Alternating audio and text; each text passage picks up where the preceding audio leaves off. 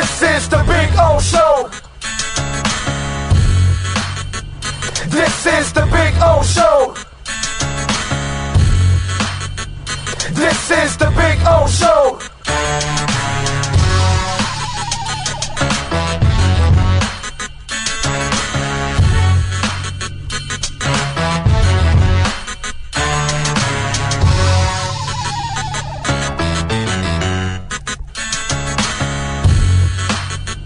This is the Big O Show. This is the Big O Show.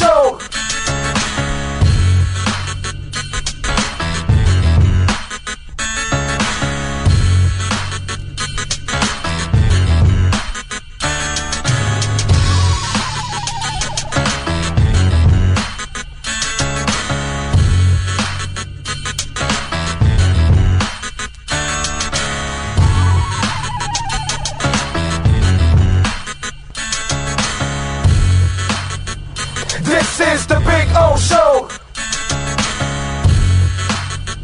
This is the Big O Show. This is the Big O Show.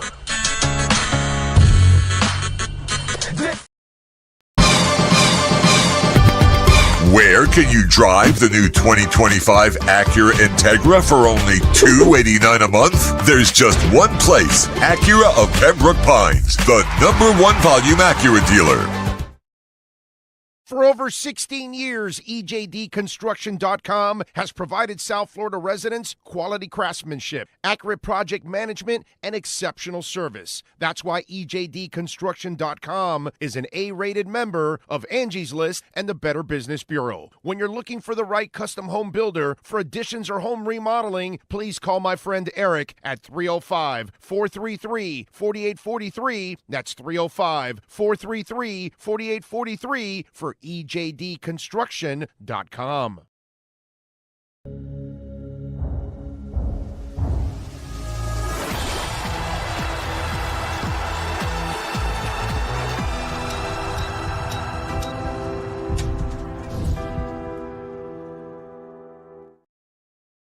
When presenting an award to an employee, athlete, executive, or fantasy GM, make sure you call Orvieto's Awards and More. For 35 years, these custom award specialists have been providing plaques, trophies, custom framing, while providing state-of-the-art laser and computerized engraving, UV printing, and glass crystal etching. They do all their engraving and printing in-house for quality control. Call Charles at 305-949-8098 or visit them at orvietosawards.com. Orvieto's Awards and More, where recognition is rewarding.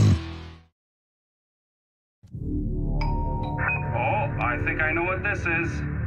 Houston, we have a package. Hello? No matter where you are, the Sloman Shield home security system guards your home. With next-gen perimeter protection, 24/7 monitoring, and interior motion sensing. And right now, get a free Sloman Shield security system and doorbell camera, all professionally installed, for free. Shield your world, the Sloman Shield. Where can you drive the new 2025 Acura RDX for only $399 a month? There's just one place, Acura of Pembroke Pines, the #1 volume Acura dealer.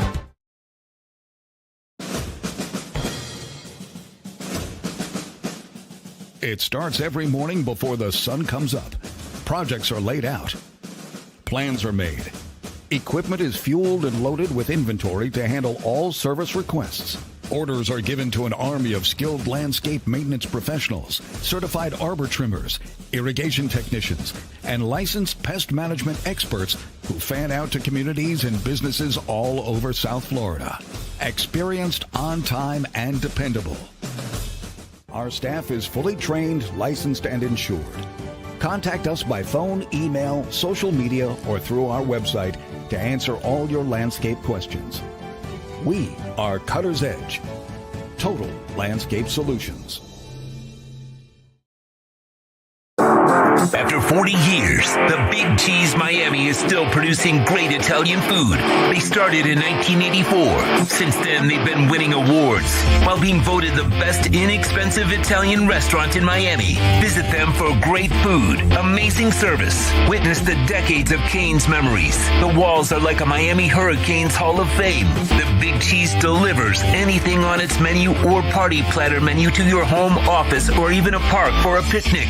Located at 8080 Southwest 67th Avenue, Miami. Call 305-662-6855. TheBigCheeseMiami.com, where they serve large portions at family prices.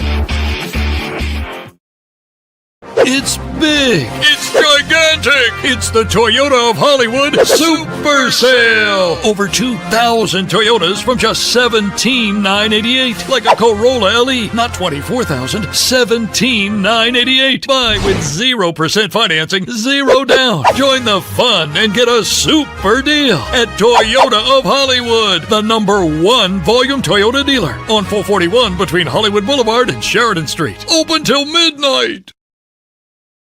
South Florida, listen carefully. Osmani Garcia with Omega Realty Group is changing the game. He's not just listing homes. He's guaranteeing to sell yours in 30 days or less, or he'll buy it himself. No excuses, no delays, no fine print games. This is real. If you're serious about selling, call 305-440-1990 and see if your home qualifies. Osmani Garcia delivers results. Osmani Garcia, the home of the 30-day sale guaranteed, where guarantees are backed by action. Call now, don't wait. This market won't wait for you. Restrictions apply. Call 305-440-1990.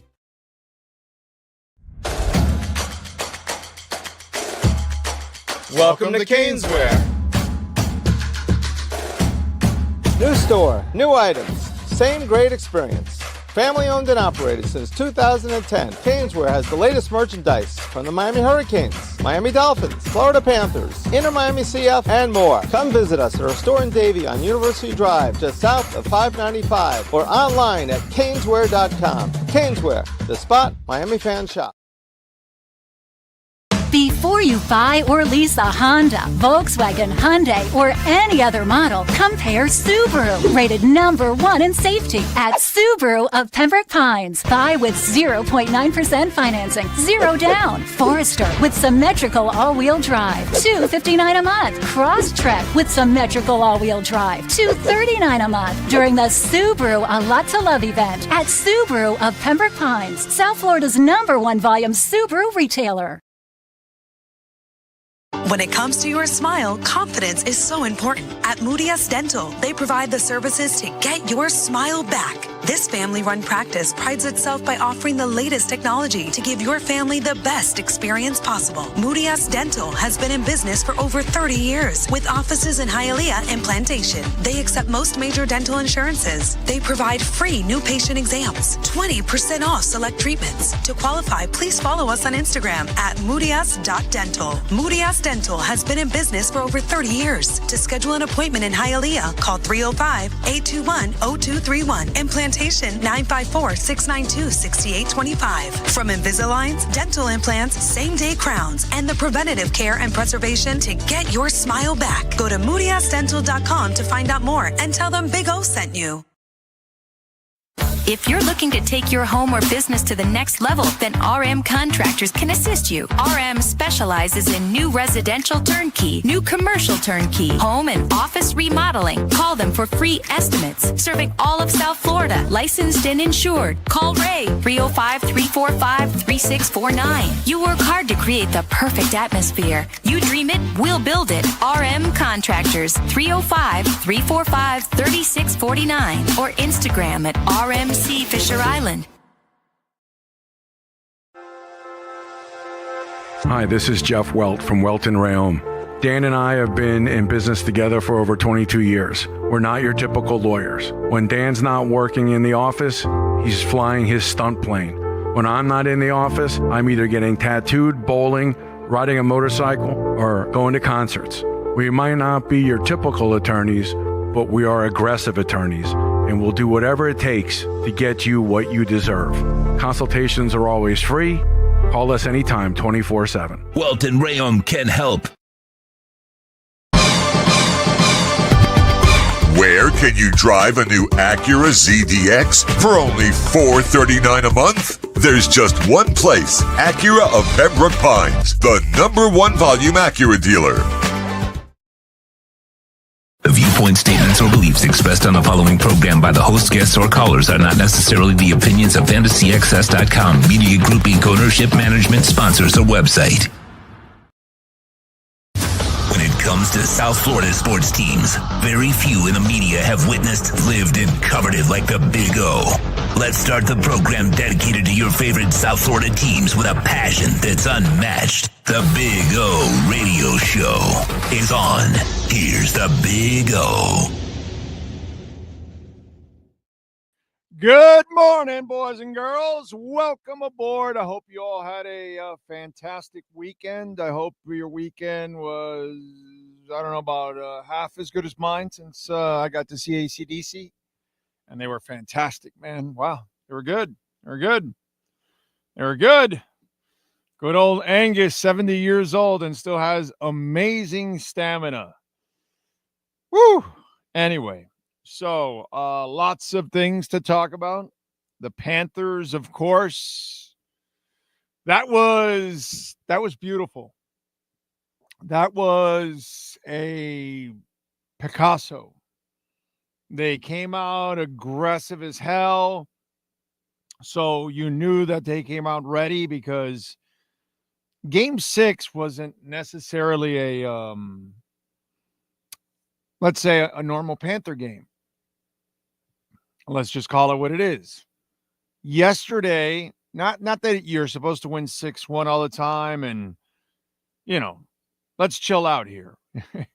Let's not act like we deserve everything. You got to earn it all. But we're spoiled. We're used to seeing a really aggressive team that goes at it, that is checking, that is all over the place, that is pressing. We didn't really see that on Friday night, okay? Because when I had to rewatch it, obviously, but it was just one of those things that it wasn't the same. And they came out guns a-blazing. That was cool. That was really cool. I really enjoyed that. I thought that was that right there made you settle in as a Panthers fan. You're watching the game, and immediately they came out with that urgency, So I thought that was really, really cool that they came out with that urgency, and then it paid off. Obviously, everything that went on. Let's see, Lusterine or Listerine, like I like to call him. Marshawn, of course, the Maple Leafs killer, Seth Jones, the two pickups by Zito. I mean, right there and then. Seth Jones was a beast, and then Marshawn has been, and he got nicked up too and left. Came back, and obviously he's not going to miss this. And he talked about it after the game. He goes, there are very few times in your career that you get a chance to be a part of this kind of team. And he goes, what's going on here is special. So I'm just honored to be able to be a part of it. And it's yesterday, Bill Lindsay, I don't know if you could pull up my tweet, Sean, that I retweeted of Bill Lindsay. Oh, no, that I tweeted about, and then Bill Lindsay retweeted me about the Panthers. And he was complimenting the Panthers. And I basically complimented his 96 team. Because I forgot how I phrased it, but I phrased it like the determination, the character, and the belief of 96 with the talent of 2025. And Lindsay retweeted it because that's exactly what it is. There's no difference in the toughness from 96 to now. It's the same kind of toughness. It's the same kind of determination. They were both relentless, right? And then obviously the character of the teams, top to bottom, same, immaculate. What 96 lacked was talent. You know, that's what it lacked. What does it say there on the tweet? I can't tell from here.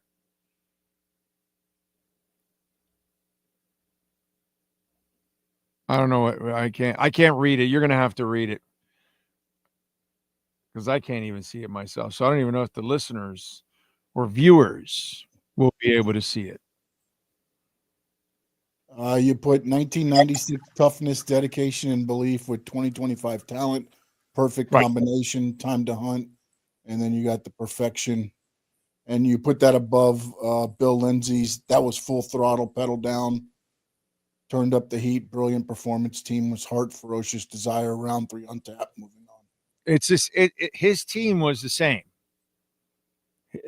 I'm not ever going to take that away from 96. 96 was relentless. 96 was tough. Remember,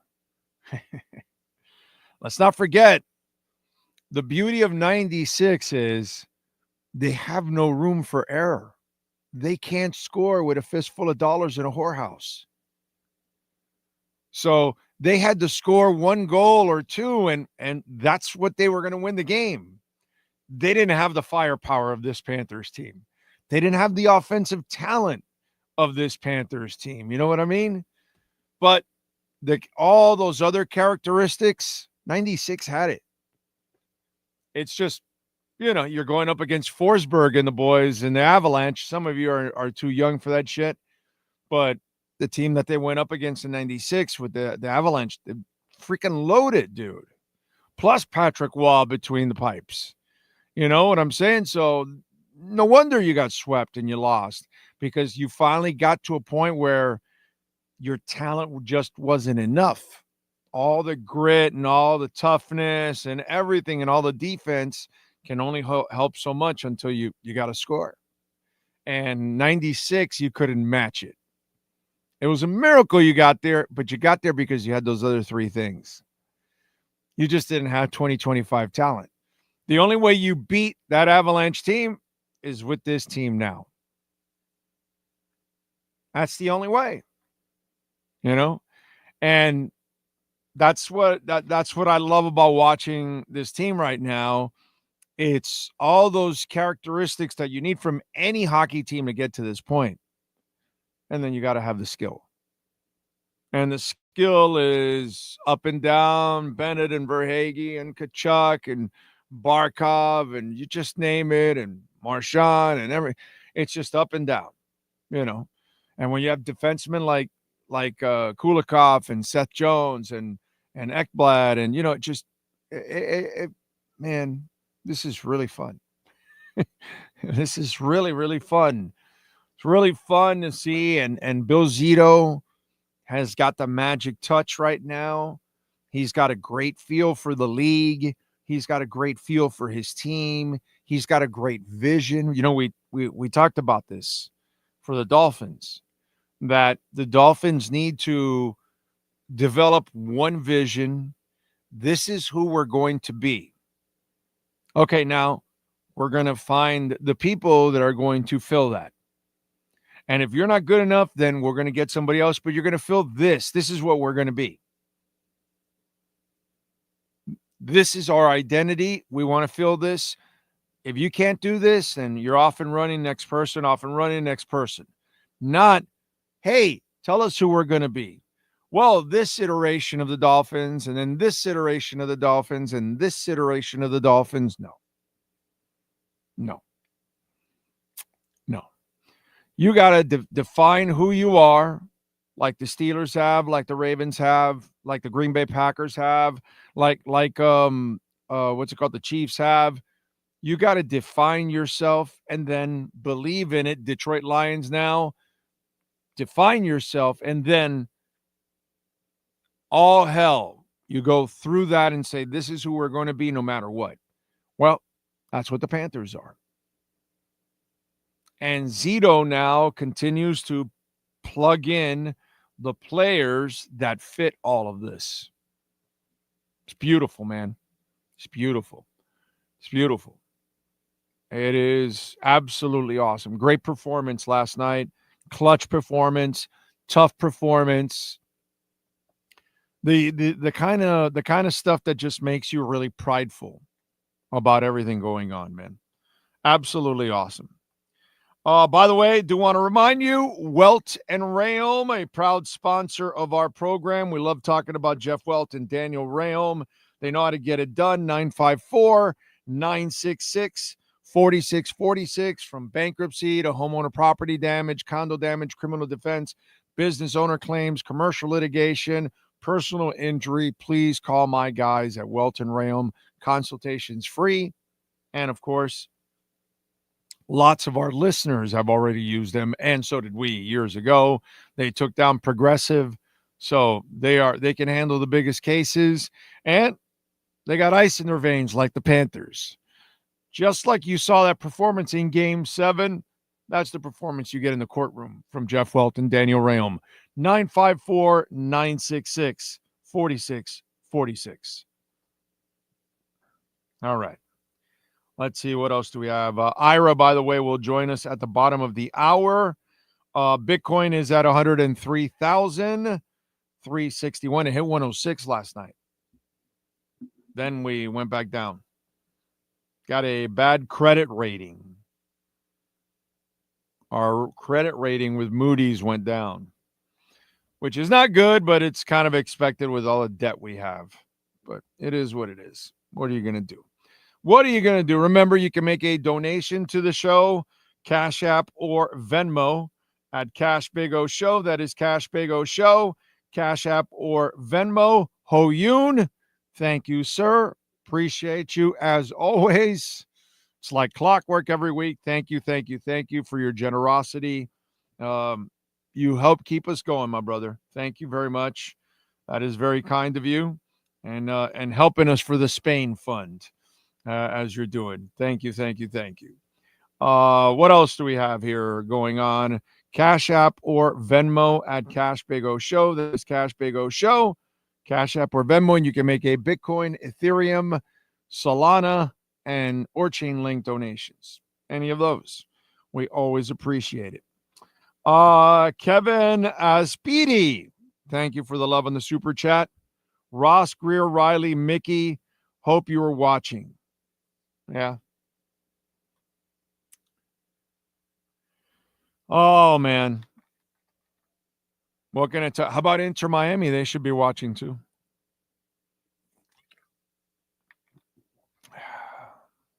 Yeah. Riley right now doesn't have it going on like Bill Zito.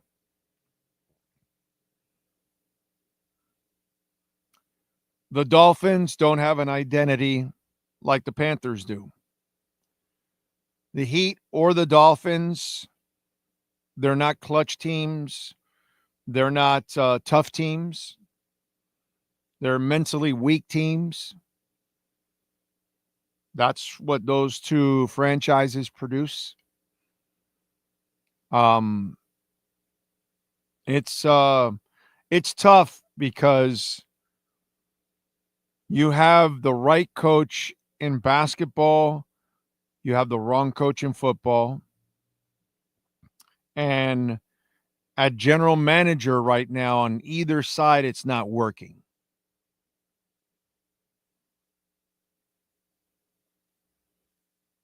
That's all we can say. And with the Panthers, it works. The identity is there. The production is there. The confidence is there. The championship is now there. The constant deep trips. It isn't fluky bullshit like the Miami Heat. Complete fluky bullshit. I mean, if Jimmy Butler's so special, how come Golden State couldn't continue? Steph went down. Oh, but no, he's happy to be a sidekick now. Fluky bullshit. So, Kevin, the problem is they can watch, but they are light years behind the Panthers right now. The Panthers are the only and by the way, let's not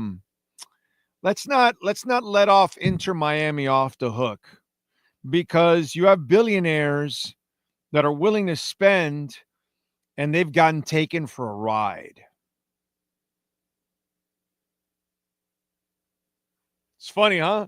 Because we talk so much about Jimmy Butler running roughshod through the Miami Heat, Pat Riley folding like a cheap tent, and he stepped all over him, the agents inside the locker room playing cards with him, all kinds of shit. He travels on a different plane, stays in a different hotel. A bunch of bullshit. The Heat got stepped all over by Jimmy Butler. The shit that they never really allowed, they didn't even allow LeBron to do the shit that Jimmy did. Well, the Moss brothers are getting stepped all over Messi. He's got his own coach, his own general manager. He brought his buddies, And by the way, have fun with your international soccer fan friends. And just say, hey, bro, the best player in the world is getting his ass kicked in the MLS, and he's whining now like a little bitch about the refs. Dude, Messi, you're whining about the refs in the MLS, bro.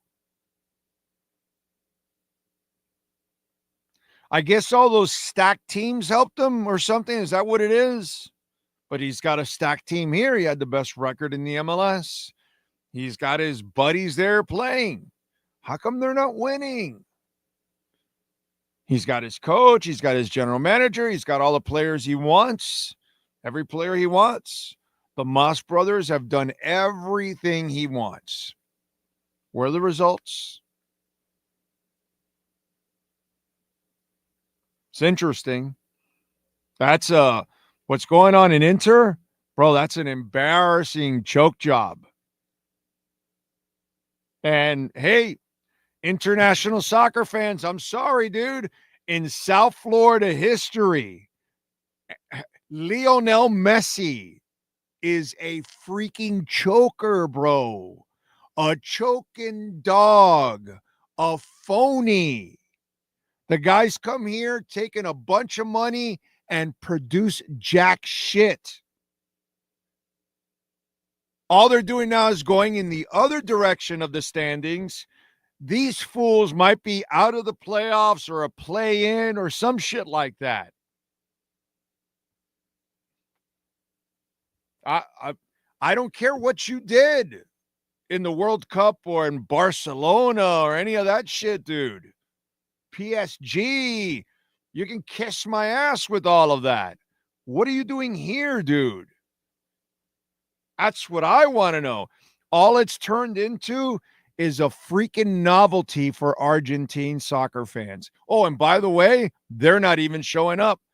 There are tickets available for last night's game. They can't even sell out Messi games anymore. That's bad.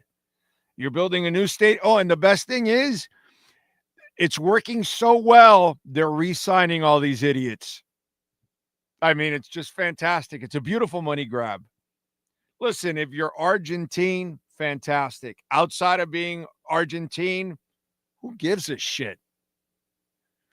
I watch and the Argentine community watch. Outside of that, nobody else gives a shit about Inter Miami.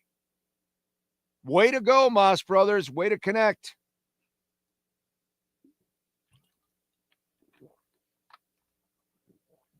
Wow.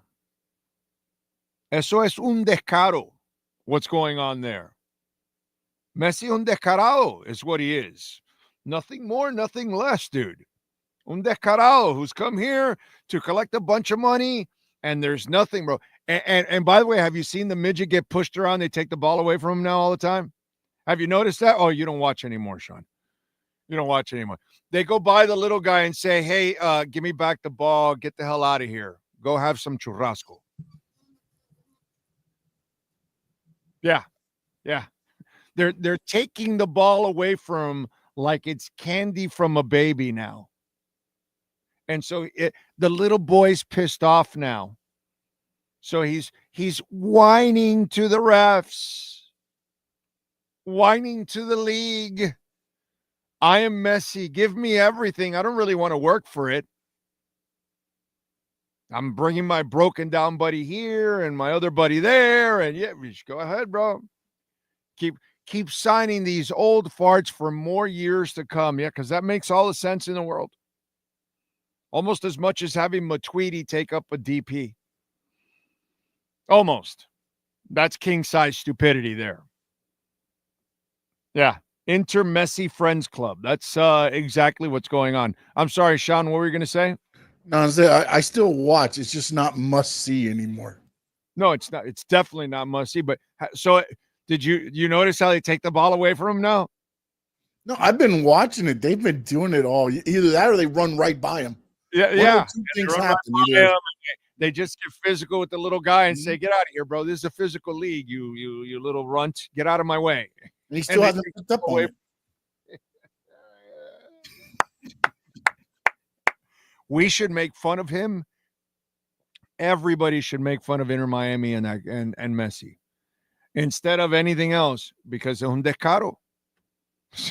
What they're doing, bro, son unos descarados, all of them. They're all there. There's no difference. The difference is Higuaín at least told you, I'm here to drink beer and smoke cigarettes and try to score goals. Right? At least Higuaín was honest about it. You know? It's just being seen now, but it's like, yeah, bro. He did that interview with a cigarette in his mouth. Yeah. Yeah. What a joke, dude. What a freaking joke Inter Miami has become. Anyway, saw your Instagram post. If just like Davion Mitchell for this team. Yeah, but that's not what we were talking about, my brother, but I get it. That's not what the piece was. If you listen to the piece, it's not just the headline. You know what I'm saying? You're going off a headline. You didn't really listen to the segment. There was a lot more into that segment. It's still crazy how Blackhawk fans say Jones was garbage and we were dumb for that trade. Jones didn't want to play on that crappy team and is now thriving with the champions. Of course, dude. Is Bill Zito going to really – we have to trust him now. You know, we're at a point now where you just got to – whatever moves he makes, he has to get the benefit of the doubt. You know what I mean? That's why you've never seen me waver on the Panthers. Ever. At all. Hateful Steve can check in with me on all the games and all, and I'm like, I'm rock solid, bro. I'm steadfast with these guys. You have to sell your heart and soul to this team. And you got to completely trust Zito now. You know what I mean? We can question the Heat a crap ton, the Dolphins, Inter Miami, the Canes. We could question everything in town. Everything can get questioned. Okay? There's no question with the Marlins. That's just straight up garbage.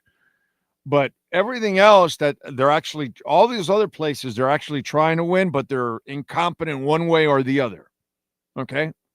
One way or the other, there's incompetence with the Canes or the Dolphins or the Heat or Inter Miami or whatever. With the Panthers, it's perfect, dude. It's perfect right now.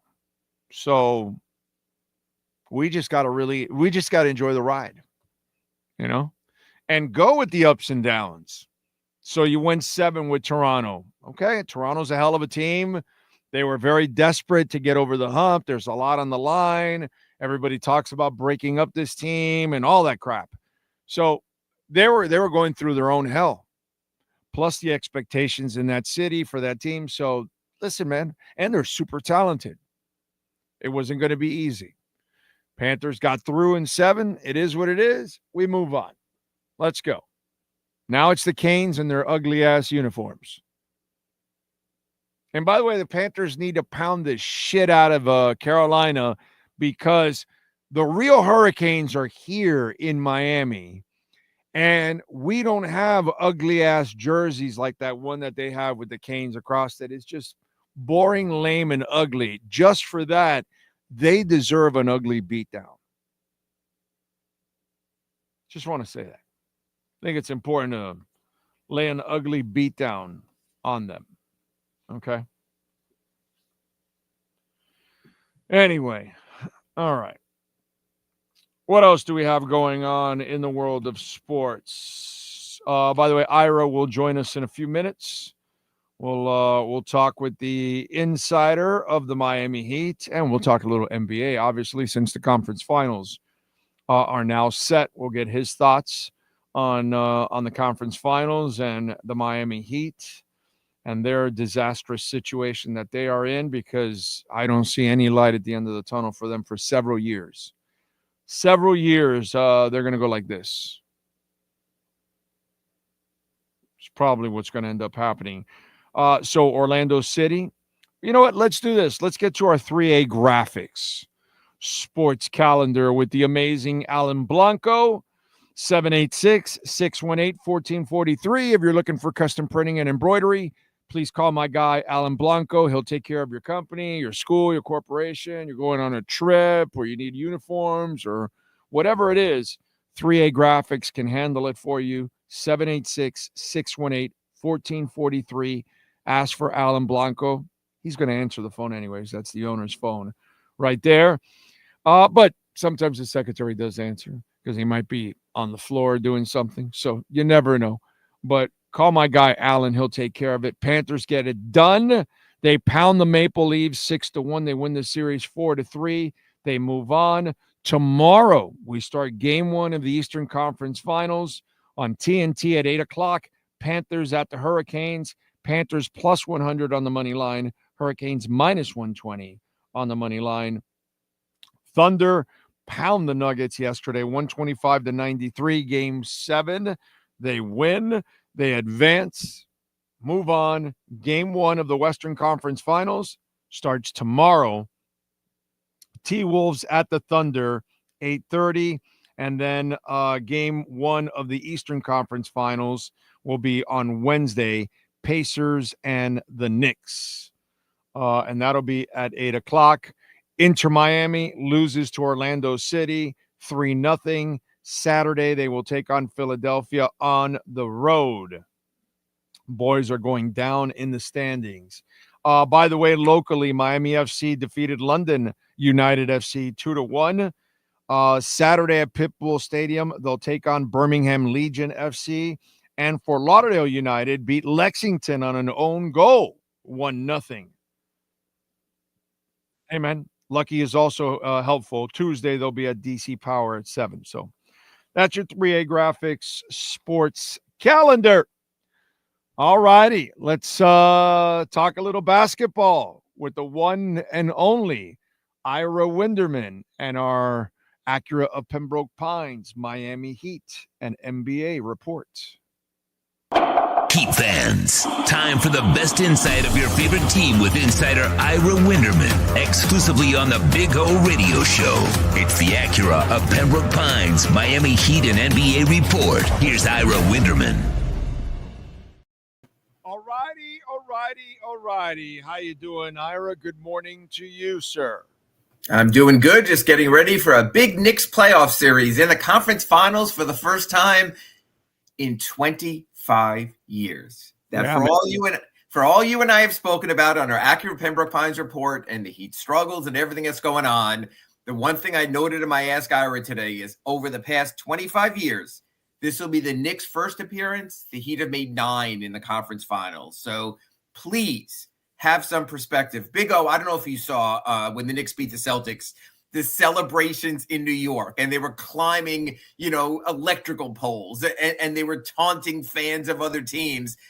They made the conference finals. Now, I might be wrong, but acting like Eagles idiots. Yes. Yes, like I might be wrong, but I don't remember many teams celebrating, okay, we're in the final four of the NBA. It's not like the NCAA. It's not like you're advancing in March Madness. So I do think at these dark days for the Heat, a little bit of perspective at least is required when you see how hard it's been for other teams to get to this level. Oh, New Yorkers are minor leaguers when it comes to basketball. They don't know what good basketball is. Pobrecitos, as we say here in South Florida. Poor boys and girls out there. Let them have their fun. It's like Princeton winning in the tournament or something and advancing, with Pete Carrill. It's just one of those little novelties. Let little Knick fans who know nothing about basketball, let them enjoy at least a little moment. So they can over celebrate because they've never been there. That's what happens, Ira, when you've never been there. It's what it is. This generation. There's another generation of Willis Reed and Walt Frazier and Clyde. Earl Monroe. We're talking 50 years almost right now. Yeah. We want to go back to Dolphin fans now. Is that what we're doing now? Yeah. And they do. And that's the thing. And that's why it's nice to have recent history. That's why it's nice with the Heat. That's why it's certainly nice with the Panthers. That's why, hey, during these dark days of Inter Miami, it's nice to reflect back on the League's Cup. I mean, sometimes you got to have a little history. It's interesting what's going on in Inter Miami because you dealt with it.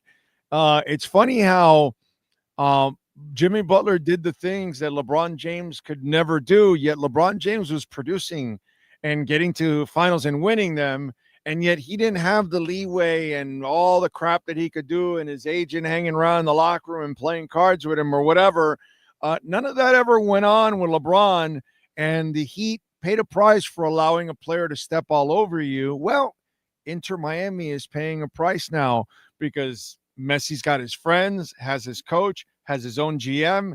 He's making all the calls, and look what's going on to the team now. And especially the coaching thing. And when you play coaching roulette, this is what happens. So you and I, look, the one thing that Big O has been consistent on our accurate Pembroke Pines report is none of this falls in Eric Spoelstra. It falls all around him. He's been the constant. He's the reason for hope going forward. When you constantly change, look, there are times you have to change your coach because you need to. We obviously have seen Paul Maurice come in and be the perfect guy for the job after they've had some somewhat successful coaches. Gerard Gallant got left in a taxi cab in Carolina. I don't think that will happen. It's Bill Zito that knows exactly what the team is and finding the right thing. Yeah, he fixes everything, dude. And that's the thing. And that's it. At least the Heat have that. And you can see with the coaching change in Inter Miami and constantly playing this roulette game, you wind up in this never-ending sort of treadmill of mediocrity. So that's why you have to start somewhere. You have to make a stand with something. You make your stand with Jimmy Butler if you wanted. You saw where that went. Not too good. Could have moved on earlier. So you have to sort of pick. Now, Messi's a different thing because he's the iconic of all time. This is sort of like Pele in the NASL back in the day with the Cosmos. You make your concessions because you know what? If Inter Miami doesn't win another game the rest of the year, there'll still be this rock tour. But I think it's going to be really interesting on the World Cup now for teams when they're in that draw. They are going to be so overmatched against those teams that are coming. They won a bunch of NASL titles. That's the difference, and that is the difference also. But I digress. You cannot get eliminated by Atlanta in the first round. You cannot get eliminated by the worst team in the Eastern Conference in the first round last year. And now look what's going on. Oh, and by the way, it's working so well. They just signed Alba through 2027. Oh, let's just bring the old guys back. Let's just keep doing this. You know what I mean? It's just crazy. I don't know if you watch it, but like now they're getting physical Messi. They take the ball away from them now and all that kind of stuff because this league is more physical than international leagues actually because it's more American. American sports are physical sports. And when the skill level is not as high, just like European basketball is more physical than the NBA, because when the skill level is not as high, you have to compensate in another way. So that's what you see also on the flip side in basketball. Sure. By the way, I watch the WNBA. So yes, whatever. Call me whatever name you want. I'm good with it. It's the purest game, dude. And when you watch it, I just wish the men's game would actually go back to it. There's an inside-outside game. You know what I mean? It's not living all. Well, you're playing below the rim, so it's not purely I'm going to use athleticism and put the whole ball movement aside and just get it on my own. So it's a different game. And it's the game most of us can relate to because most of us aren't getting above the rim. Exactly. No, but I love they're actually real centers. There's people that play with their backs to the basket there still. They play the inside-outside game. It's not just all threes. They have the threes. They have the shooters. The league is loaded with ladies that can shoot the three. That's not the point. The big woman, like the big man, is valuable in that league. You know what I'm saying? It's actually fundamentally, when you watch it, it's fun. It's the aesthetics of it. It's just fun to watch, dude, in that sense. You know what I mean? I just wish we had a little bit more of that in the men's game. That's all. You know, I that's something to appreciate of the ladies' game. I will say this. You will see some fun teams in the Final Four of the NBA because these teams get up and down the court. They have a good offensive rhythm. Indiana's that team. Minnesota can be that team. They moved away from the two bigs when they moved Towns, obviously, to New York. So that's interesting. OKC, of course, is relentless on both ends. I think you're going to see a nice brand of wide open basketball in the Final Four in the NBA. I will say that. All right. Well, what do you got in the Western Conference? I mean, right now, look, Denver created some doubts with OKC, but they're so deep and they have so much more, and they come at you with defensive waves. OKC has never been down this season. There hasn't been a point where you really created doubts from their great record in the Western Conference to what they did in the playoffs. There were times Minnesota was not very good. They've been very up and down. We've seen that in the loss to Golden State. We've saw that a little bit in the first round also. I love Ant-Man and what he does. I still think you can play Rudy Gobert off the floor in some degree of playoff basketball, so I'm curious about that. But to me, it comes down to one thing more than any others. I know he's gotten it done, and I know perhaps there should be more faith being built there, but I've just never been a guy who can trust Julius Randle at moments of truth. And look, he's proven us wrong in these first two rounds, and he was great against the Warriors. But if you're asking me, Big O, and you're giving me a stake and you're saying bet a Bitcoin on one of these two teams, I am not going with Julius Randle. I can't cast my bet in that direction. So I would say Oklahoma City, just because at some point I still think Julius Randle is going to turn back into Julius Randle. No, he has moments where he just is kind of out of control. And I get it. I totally understand that there are moments where he can help you, and then there are moments where he can actually bury you. Yeah, so I'm with you. Efficiency can go out the window with him at any moment, and you're like, holy shit, dude, you're turning over the ball. You're taking bad shots. And so, yeah, I'm with you there. How about on the East? Look, the Pacers shouldn't be here, but they are. And if Halliburton is playing at the top of his game, it's going to be real interesting for this reason. I think Indiana can wear down New York because we know Thibodeau is going to go with such a tight rotation that everyone's going to play a crap ton of minutes. And again, it's interesting. I'm going to go the other way. I spoke about Julius Randle, the player went in the other direction. Is Karl Anthony Towns up to this moment? He's had some very nice moments in the playoffs. He had a huge game this regular season against the Heat. But again, this is when you weigh players and you decide if they're up to the moment. Just like you weigh Bam Adebayo in certain playoff situations, I get to judge Julius Randle. I get to judge Karl Anthony Towns. I get to see who is up to the moment. So I need to see a little more from Cat to create that now. You have Jalen Brunson, who obviously can create and do anything he wants. You have defenders and Bridges who can hit a shot, in OG Anunoby who can defend anyone. So the Knicks are going to grind you. I think the Pacers can wear down the Knicks because of the way Thibodeau plays his rotation. But the Knicks' best players, I will say this, are better than the Pacers' best players. So does it come down to a 7th, 8th, 9th man? Will we see that? Will be TJ McConnell drive them crazy off the bench? That's what I need to see. And will we see, and this just blows my mind, Thomas Bryant in the NBA Finals? Yeah. Hey, man. So, what are you going to do? Now, let me ask you the topic that, the rookie basketball fans in New York, since they don't know good basketball, but now they get to do a little comparison. They're doing the Brunson-Melo comparison. Who are you going with? You know what? I'm going to go with the first player who wins. And God bless Carmelo Anthony. But I remember when they won one playoff game against the Heat and they had the streamers and confetti come down, not even winning a series for winning a game. Winning matters in this league. So if Jalen Brunson can lead his team to a championship, I know it's the old, some guys have won championships, Barkley, Stockton, Malone haven't. It comes down to that. The fucking guy did it in Dallas, bro.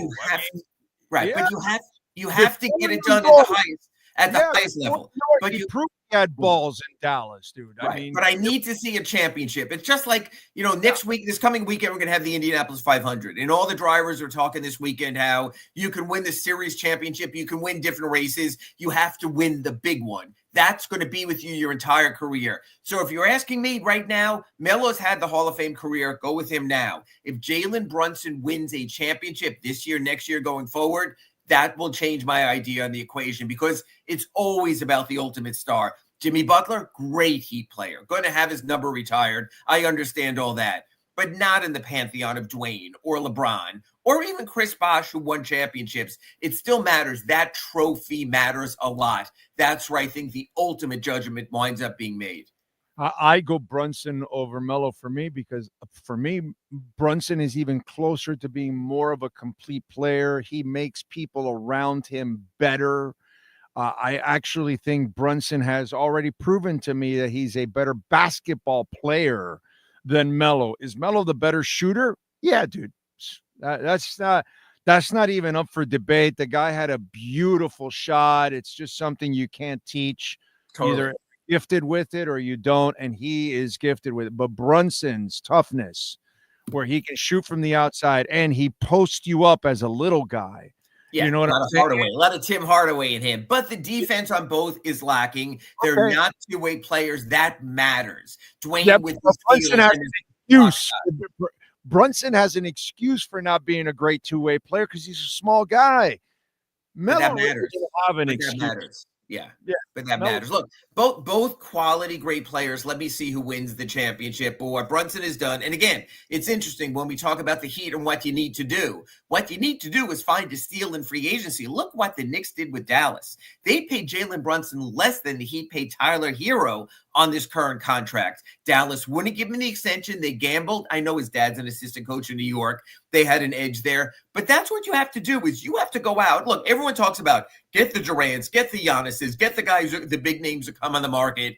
Sometimes it's the guy a step below who elevates with your team that can make all the difference. To a degree, Jimmy Butler did that with the Heat. He never had that great playoff run until he got to the Heat, and he elevated. That's what you have to find also. There are players like that out there that can make all the difference as well. Look at Indiana.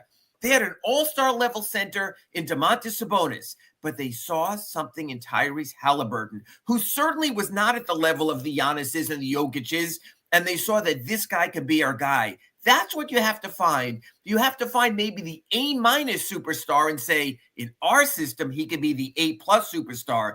Indiana has done that. I'll give you another example. The Oklahoma City Thunder had a player by the name of Paul George, really good player when he was there.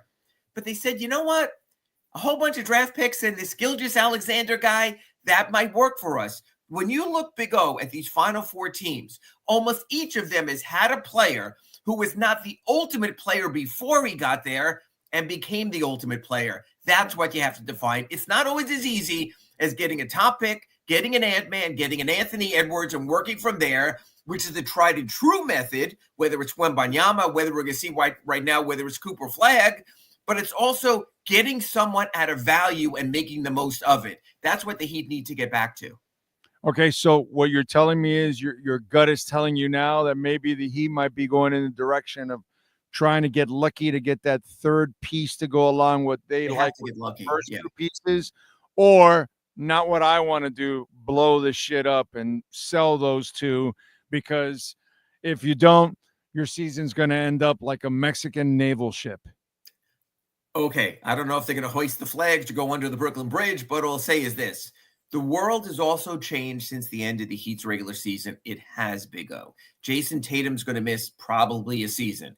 I have no idea what's going to happen with the Bucks, but whether Giannis stays or not, Damian Lillard is out for the season. all of a sudden there are doubts in Cleveland to the point where they tell themselves, can we afford to pay all these guys, or are we going to have to, with the second apron, move back down a little? The playing field is open. I will say that give me 1 second here. If the Heat win the Western Conference. Hold on a second.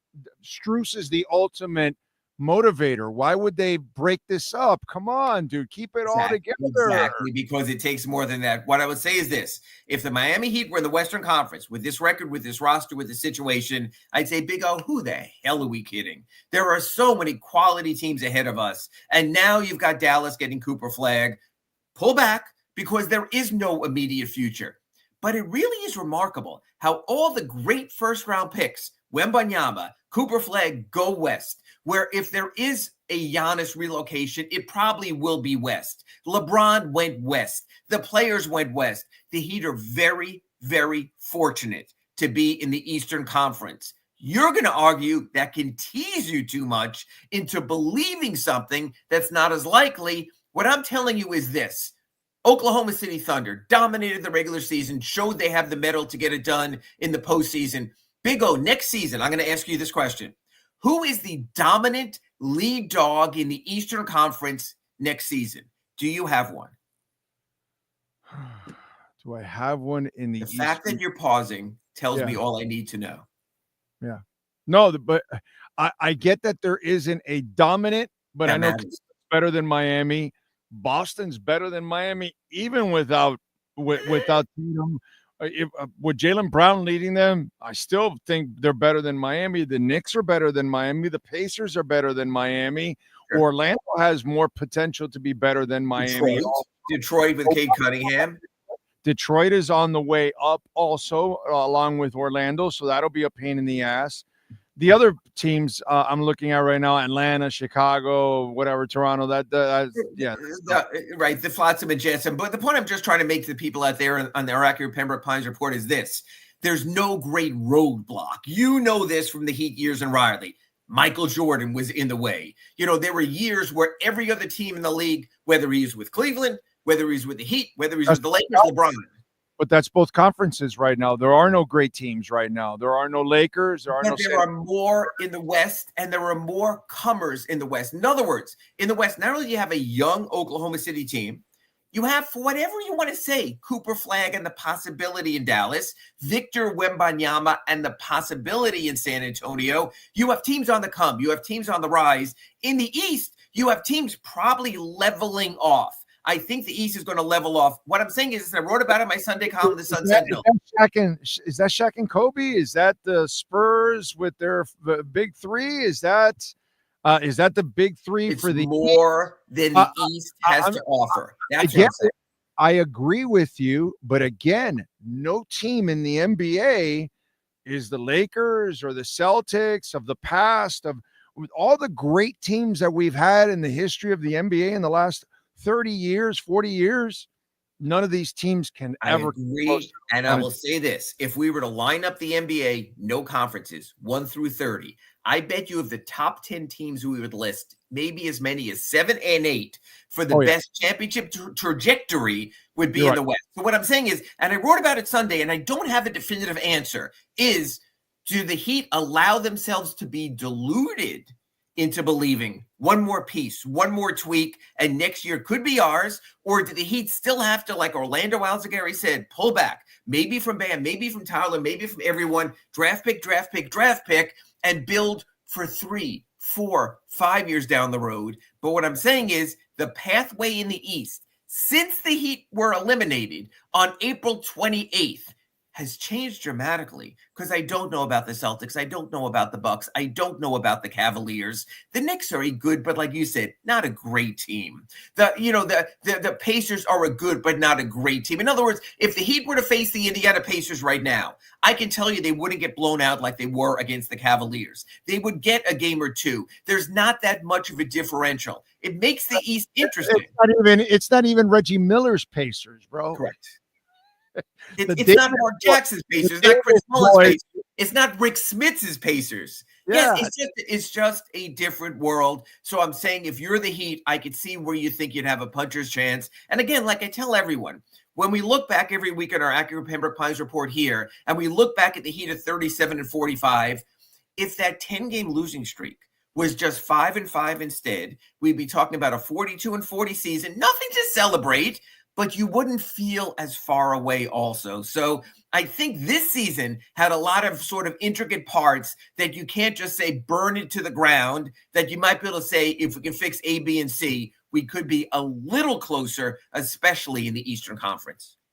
Just out of curiosity, you watch any Fever Sky on Saturday? I caught a little. I like Caitlin Clark's gumption. I love the fact that there's a rivalry in the WNBA. I love the fact that women can be women and don't have to apologize and can be like the men and can get flagrant fouls, and we can go to the monitor and we can review if it's a flagrant too.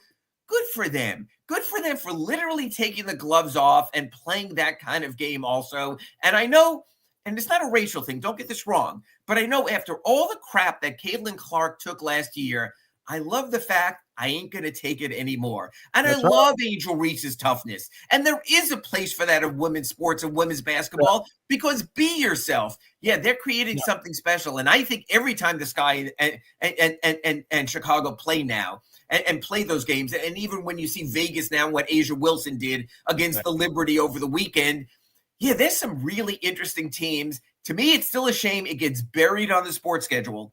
And I know there's no comfort going head-to-head with the winter sports, but sometimes it becomes such an afterthought. I think it's also a shame being buried on Ion Sports Network and things like that. It's a quality product right now. The NBA has done a lot. The WNBA has done a lot. Now pay them what they're worth so they don't have to risk going to Russia in the offseason to make a decent earning wage. Yeah. Anescu broke her. She didn't get her three-pointer in that game, so her streak was broken. But going back to Caitlin, I love the fact that she came back stronger now and kind of like I'm not going to take any shit because she took so much crap from everybody, last year, especially from it. But I'll tell you this, on the basketball side, just pure looking on the basketball side, the Sky is doing a disservice to their own offense. They've got Angel Reese letting her handle the basketball. She's not a ball handler. She's not even a really good post player. She's not really a good offensive player. You have her taking way too many shots. She's not efficient.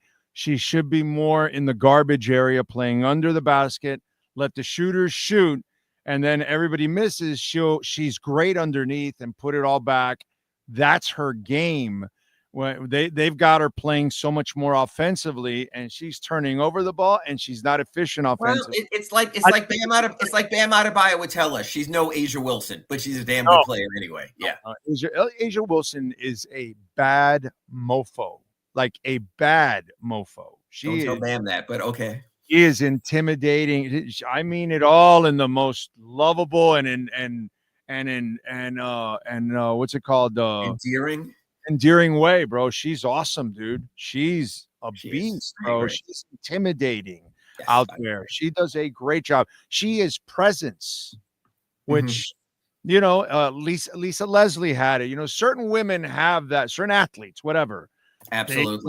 They walk on there and they have that. Asia is that, dude. And that's why I've told you, I wish it would rub off on Bam because Asia's a bad. All right, what do you got going on the Sentinel? Well, first of all, I did write in my Ask Ira today just about the fact that, hey, New York, celebrate all you want about getting to the conference finals, but also have the perspective of that, hey, be thankful down here for the run the Heat have had. I'm shifting a little more to my draft coverage right now. I'm of the thought at number 20, the Heat were at the Combine last week, Pat Riley, Eric Amsler, Adam Simon, Keith Haskins, their scouting staff. I would trade out of 20. There's enough developmental pieces in the pipeline. I would try to get back in shape where I'm not blocked for 4 years with a pick that's owed Charlotte and that the Heat have to move forward. A number 20 pick is not going to turn things around this year or for this Heat team.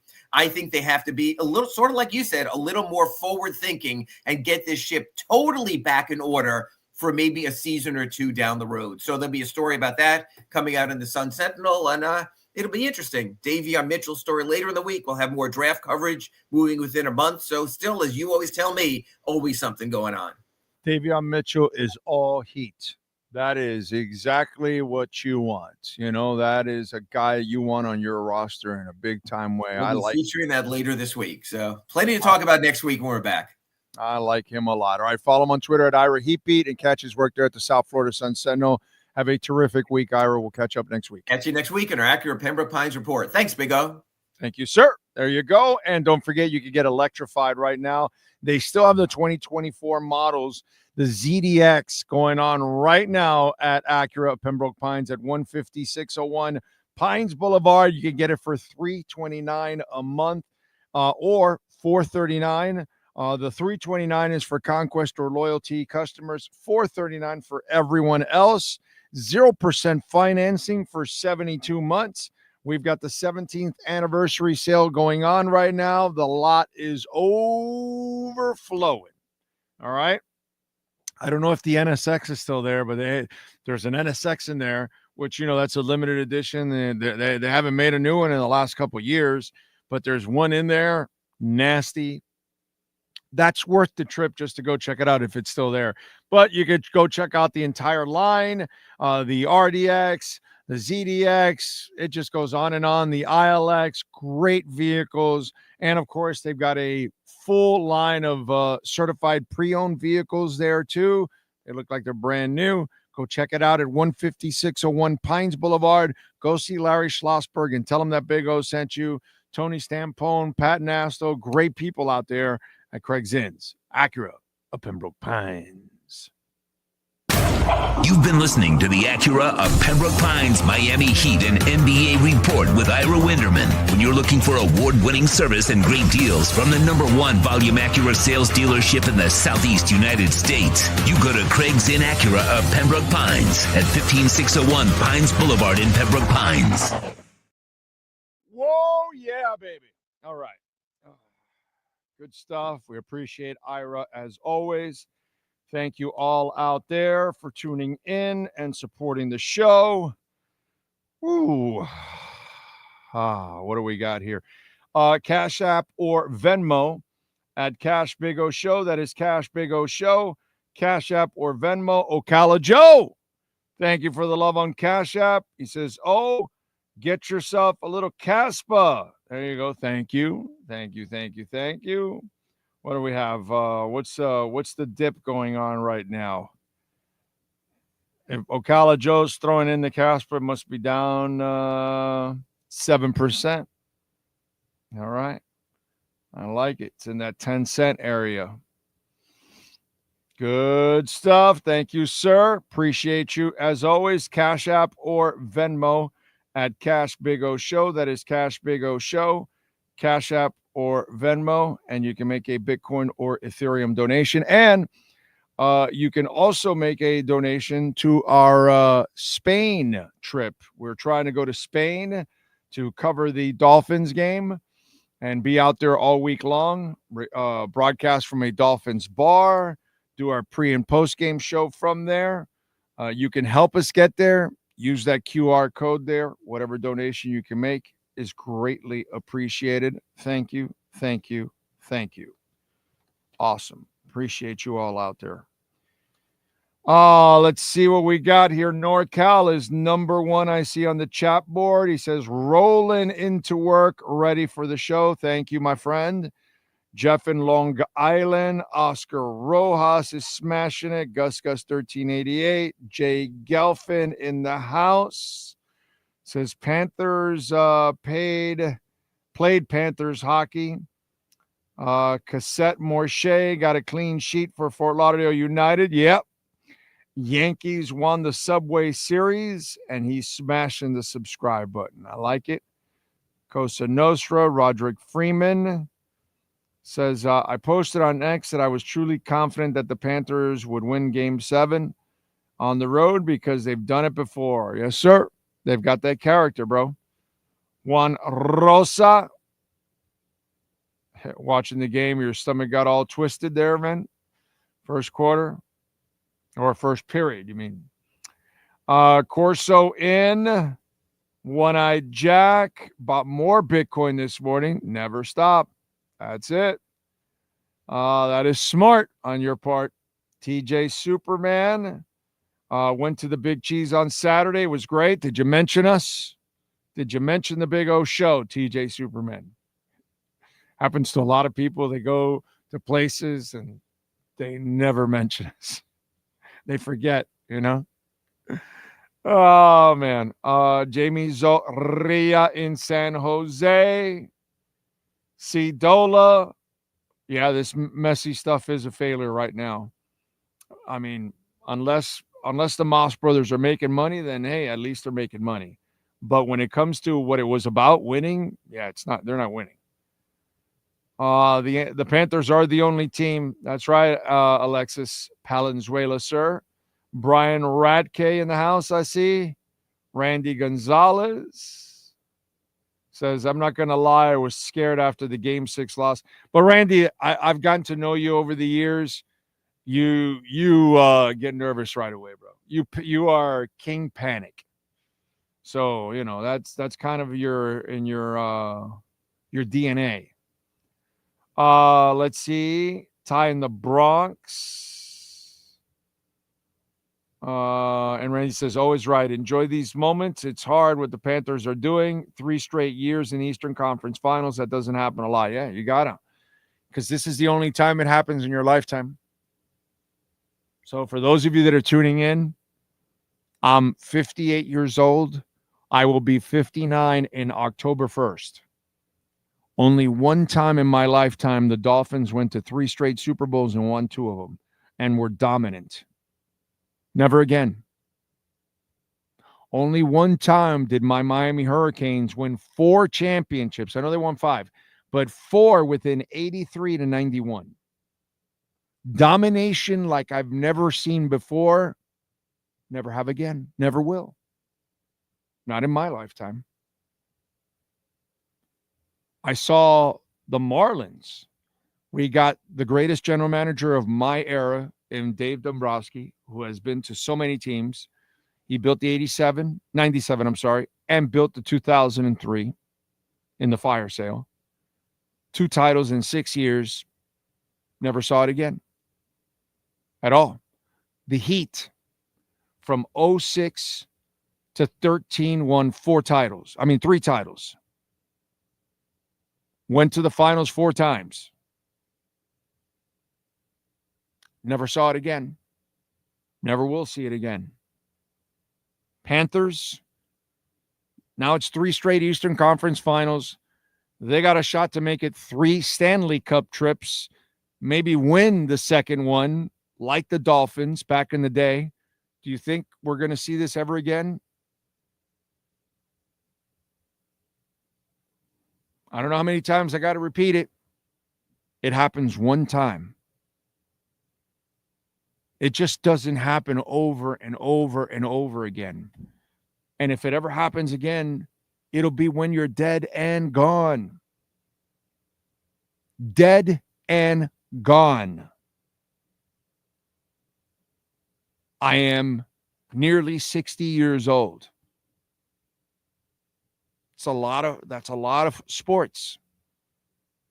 One time for all my sports. The blessing is I've been around for all of them. Anybody that's my age or older is blessed because we have seen the entire history of championship sports for South Florida.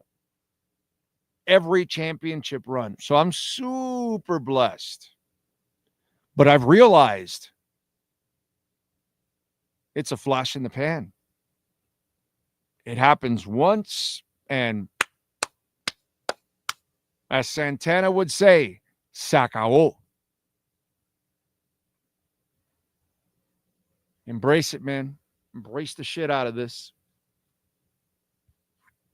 Good chance it'll never happen again. So whenever this run ends, because all runs end, Riley's never going to capture the magic of the big 3 and Wade and Shaq. Never again. Come on, man. Did we just not go through his diatribe? One time. One time. Embrace the hell out of it. It's your one time. If it happens again, then okay. But it's one time. Part of me feels bad for the Leafs because they are basically the Dolphins. Other part doesn't care how the Leafs feel. Yeah, the Leafs and the Dolphins are the same thing. Bunch of choking, folding franchises. What are you going to do? It's their curse, unfortunately, like our curse in football. Let's see what else. Dude just came here to retire. Messi, yeah, basically. Alejandro Cruz, when is Messi's son going to be signed to play with him? Messi will be on a walker by then. Let's see. Orlando says Leafs fans suck. When my Habs were eliminated, the fans cheered because they respected the journey that team was on this year.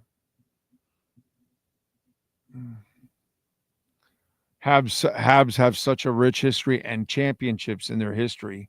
So they have a different outlook than Toronto. You know what I'm saying? They've lifted cups, so they can kind of take a little bit more, where Toronto's, it's frustration. It's like Dolphin fans, bro. Our frustrations are, we've never recaptured what we were in the 70s. The 70s. The 70s. Not the 80s, not the 90s, not 2000s, not the 2010 teens. Now we're in the 20s. Okay. We're halfway there to get to a century.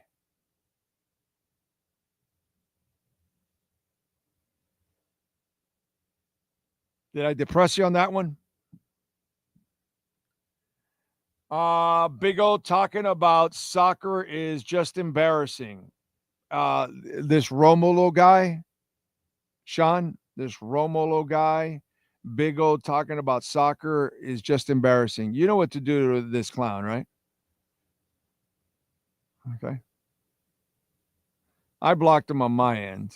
You do it on your end. There you go, Romulo. That's all. It's called the Big O Radio Show. When it's the Big Romulo Show, you can talk about whatever the hell you want, dude.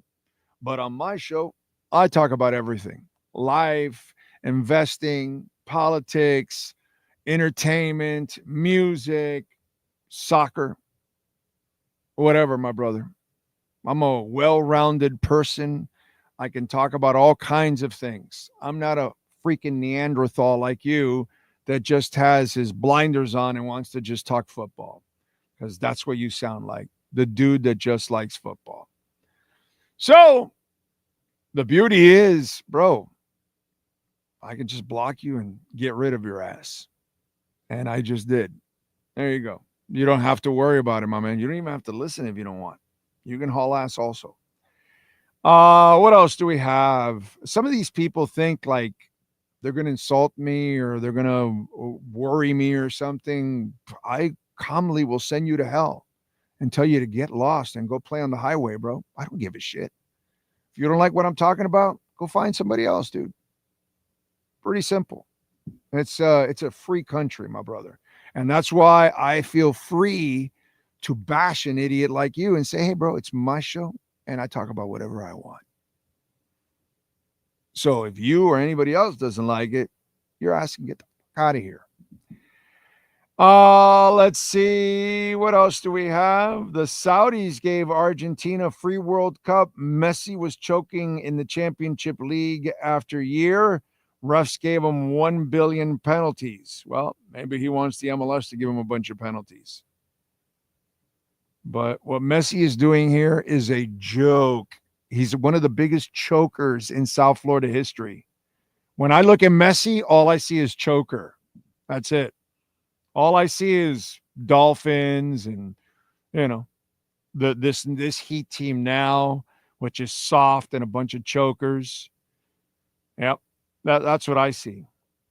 Messi's bro, he's one of the worst ever here in South Florida history. Guy's a freaking joke. He came here to steal a bunch of money and he's done nothing. And he's getting dogged in the MLS. The MLS is pushing Messi around, bro. It's fucking awesome. Hey, listen, our Argentine community, listen, it's for you guys, your little novelty, your little bullshit there. Go see Messi, go love your guy and all that, but it's not about winning. So, whatever.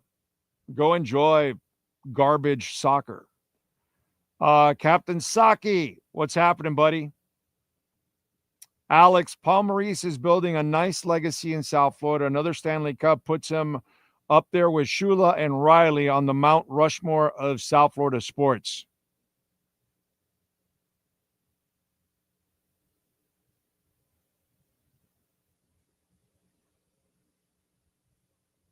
Where's Spo?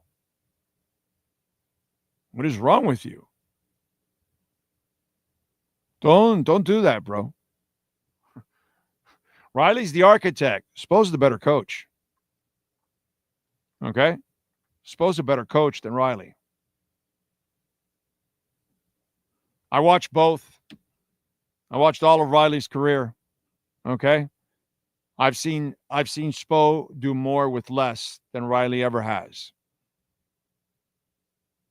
So don't ever leave Spo out, dude. Spo is a monster and a half. He is a great, great coach. He's a better coach than Pat Riley. Pat Riley is a better architect because he's proven that over time, and a developer of a franchise and obviously coaches. But as in X's and O's, Spo knows. Like Bo. Bo knows, Spo knows. Don't leave Spo out, bro. And don't leave Ron Frazier out. You might be young, so maybe, you don't know who Ron Frazier is or what he did or what he means, because that was coach and architect. Both. As big as it gets. Nikolai Roll says McDaniel's very similar to McDonald's fries, soft and soggy. I like McDonald's fries. I like the McDonald's fries that are not soggy. I don't know what McDonald's you go to, but most of the McDonald's I go to, the fries are kind of like crispy. Little soft inside, but like a little bit like crispy. Those are the better McDonald's fries. Soggy is Five Guys. Those are soggy and delicious. Okay? Burger Fi. Ooh, those are the best. The best fries for, like, I don't know, Brook and Mortar or fast food, whatever the hell you want to call it. Burger Fi has the best fries, and they're soggy too. But if you get good McDonald's fries, they shouldn't be soggy. That's a bad McDonald's there. If you got that, just saying. I'm gonna go with that. I'm sticking with that. That's my story. Big O, I'm 67 years old. I'm a Flyers and Dolphins fan. There you go. I was a Flyers fan myself before the Panthers. I was a Flyers, a Phillies, and Sixers fan growing up. Those were my three teams because I only had the Dolphins down here and the Strikers later on. In the later 70s, early 80s, I had the Strikers a little bit, but we didn't have pro teams down here. So I inherited those three teams. So I was part of the Broad Street Bullies were my teams because those were my Flyer teams in the Spectrum. So I got a big old Dr. J poster right here, like a 6-foot poster. It's in my studio of the Doc because he's my favorite player of all time.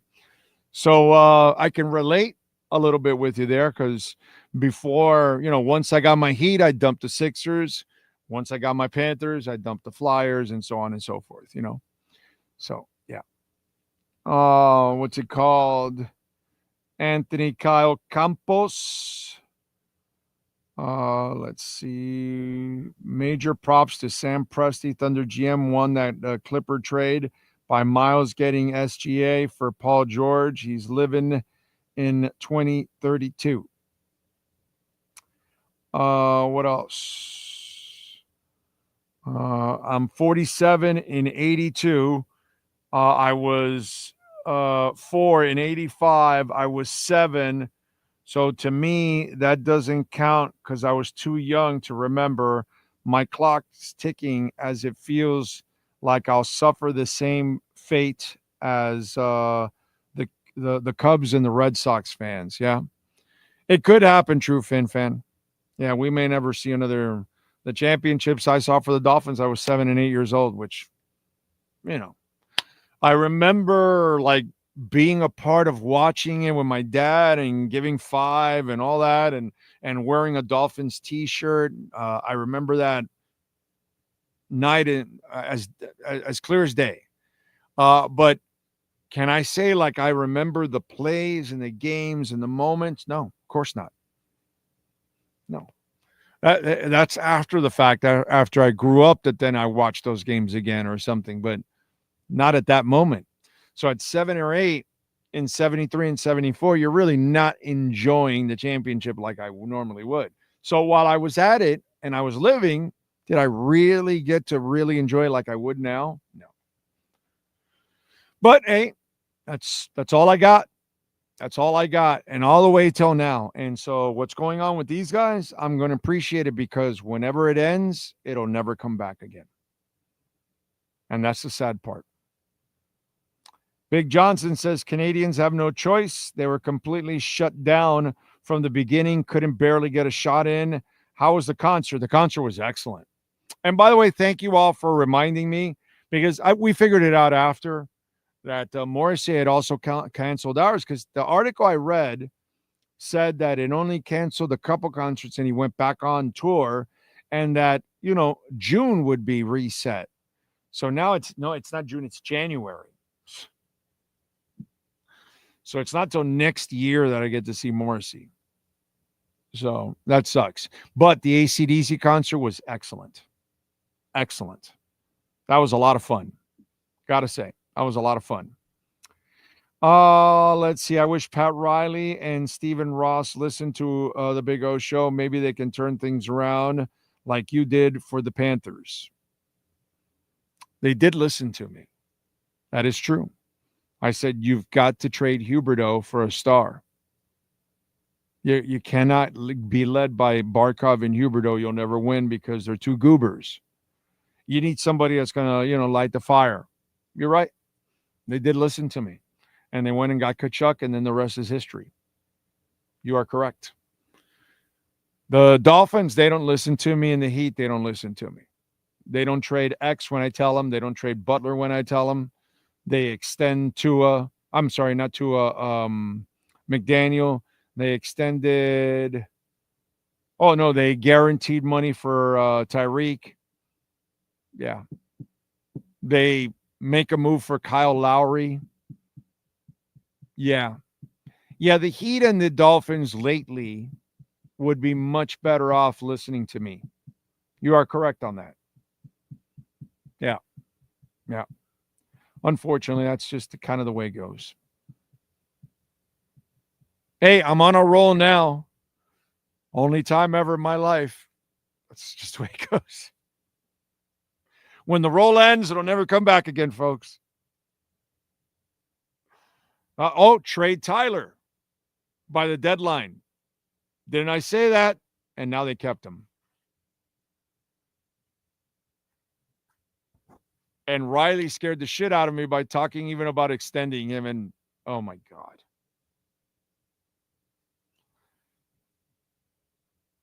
So, anyway, whatever.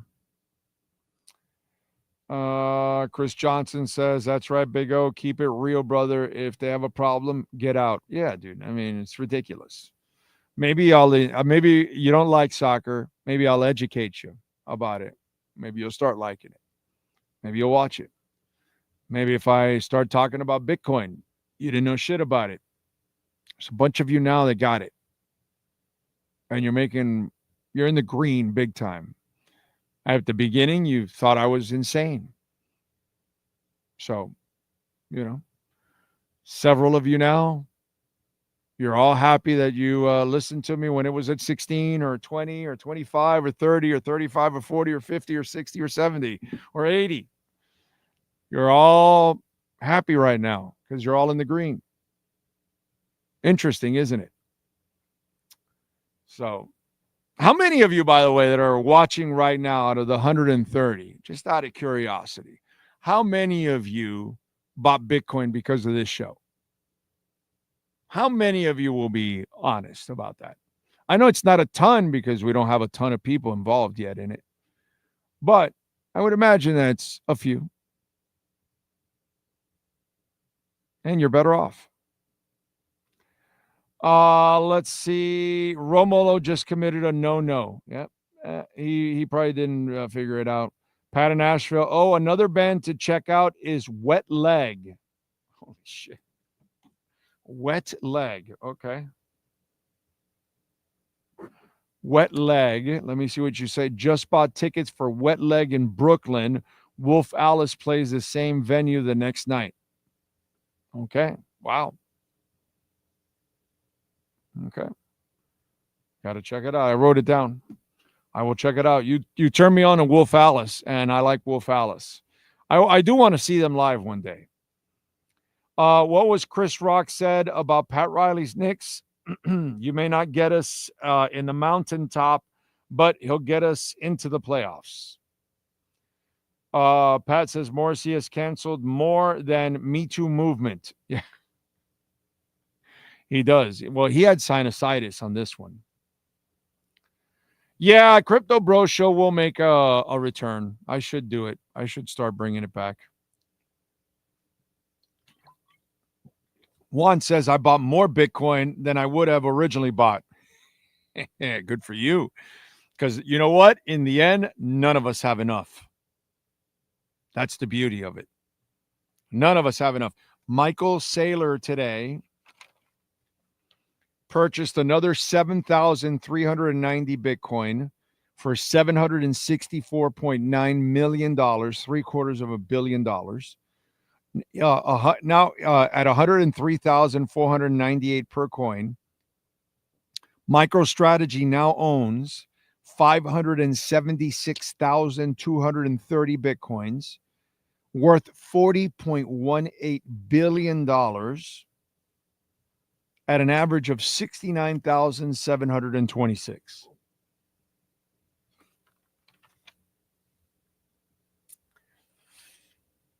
Oh, and meanwhile, the U.S. credit rating fell. And get ready, it'll continue to fall because it ain't going to get any better, no matter what anybody tells you. So if you want to believe a red side or a blue side and you want to be that dumb, you go ahead. But they're going to print, and they're going to come up with the latest budget. Rand Paul, Republican, himself said he's seeing where they raise the debt ceiling $5 trillion. So there are reports of either 4 or 5 trillion. Either way, it's another 4 or 5 trillion of printing money. 4 or 5 trillion more that we're in the hole. Your dollar is getting devalued every single day. Okay. I saw where Trump disagreed with Moody lowering them in the credit rating, but he also disagrees that you shouldn't look at Eclipse. He'll stare at them also. So, all depends on what you want to believe. You want to believe Elizabeth Warren or Donald Trump, you go ahead and have fun. Knock yourselves out. The dollar is going down. Bitcoin only goes up. I've been telling you since it was at $16,000. So there you go. I bought Bitcoin because of this show. Thank you, One-Eyed Jack, Brian Landis, Chris Johnson. I got Bitcoin because of you. Michael Fernandez says, I did. Not much, but yes, you need more. Juan says, I only had like $100 worth and bought way more. There you go. Was already in, but bought more because of you. Jonathan Jensen. J-Town, you certainly educated me and got me interested in it. So thank you. Oh, it was in the 18K range. Holy shit. Good for you, J-Town. Good for you, brother. Big Johnson says, I bought Bitcoin in Caspa because of this show. No doubt wasn't a lot, but I'm definitely in. Thanks, man. There you go. And you're green. True Fin Fan says, I bought because of this show. I appreciate you. Thank you, sir. Like I told you, this is the most satisfying thing I've ever done in my life. Sports is fun, but it's not really going to affect your life, the way Bitcoin will. It could pay your kids' college fund.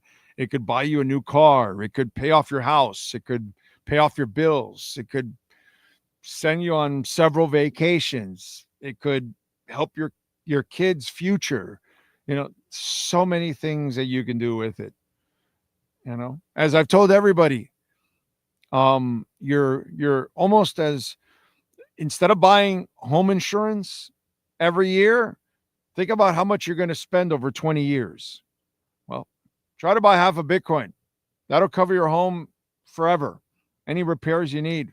Shit's going to be $1.5 million by 2030, maybe $2 million by 2030. So if you got a quarter or half a Bitcoin, isn't that going to cover your house repairs? You won't even need to pay for insurance. You can use Bitcoin for that. It's pretty cool. There's a lot of ways, man. You're a young couple. You just got married. You got a kid. The kid's 2 or 3. Well, go purchase, try to get 20-25% of a Bitcoin.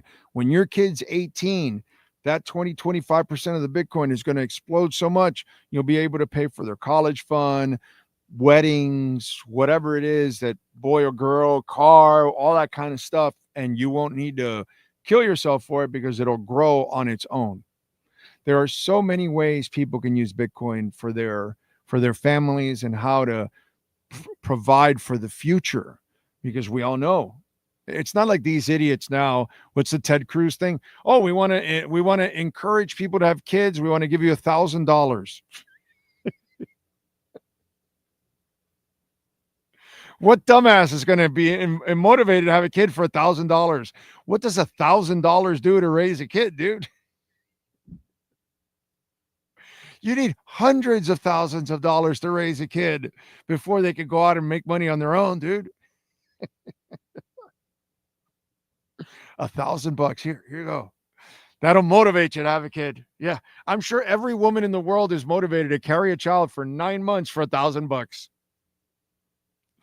That's our stupid government. This is the kind of shit that they come up with. Oh my God. Anyway, it's like it's like building a floating pier in the Arabian Sea. All right. Anyway, let's see. Juan Mendoza, Big O, who do you want to see in the NBA title?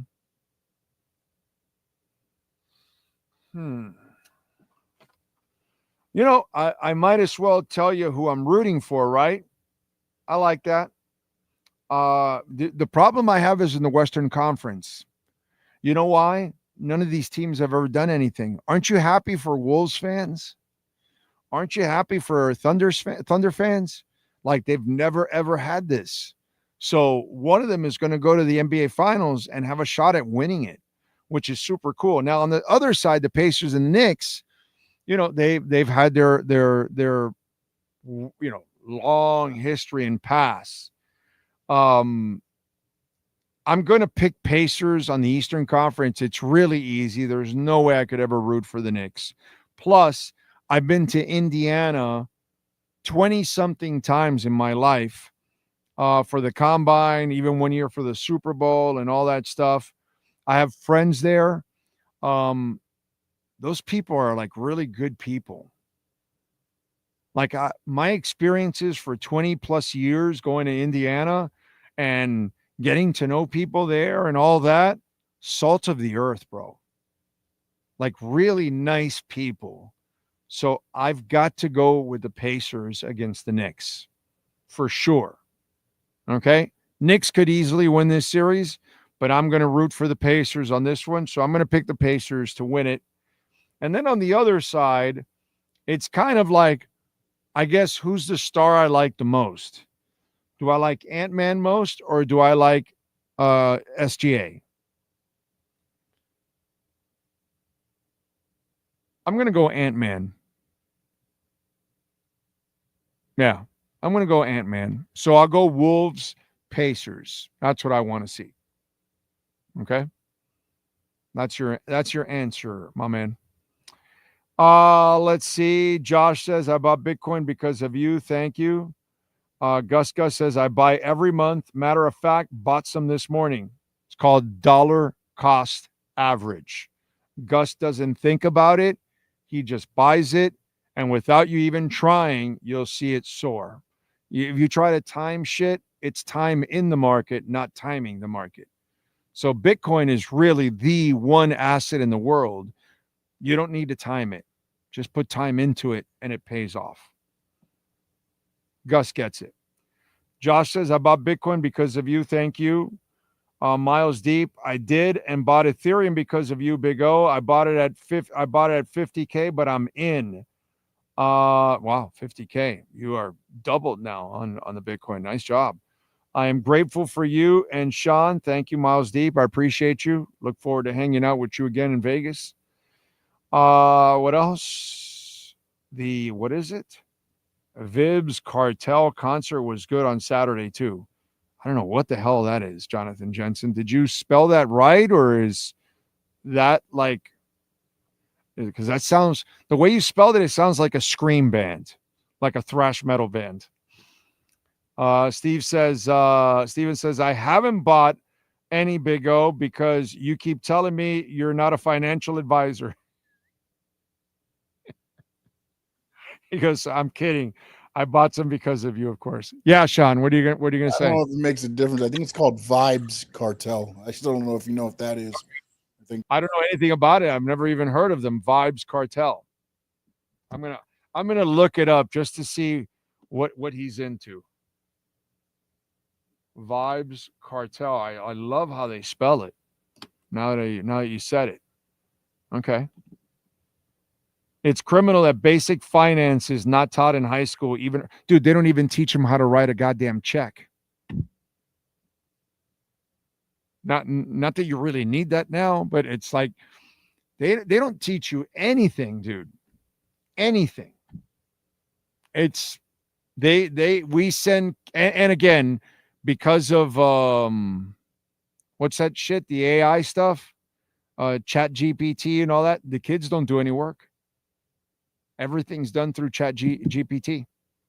The teachers are constantly going after students, especially like in English classes and stuff like that, and they're writing papers, and the teachers then will put in the essay into Chat GPT, and it'll come out exactly, and then they'll show the student and say, look here, you're plagiarizing.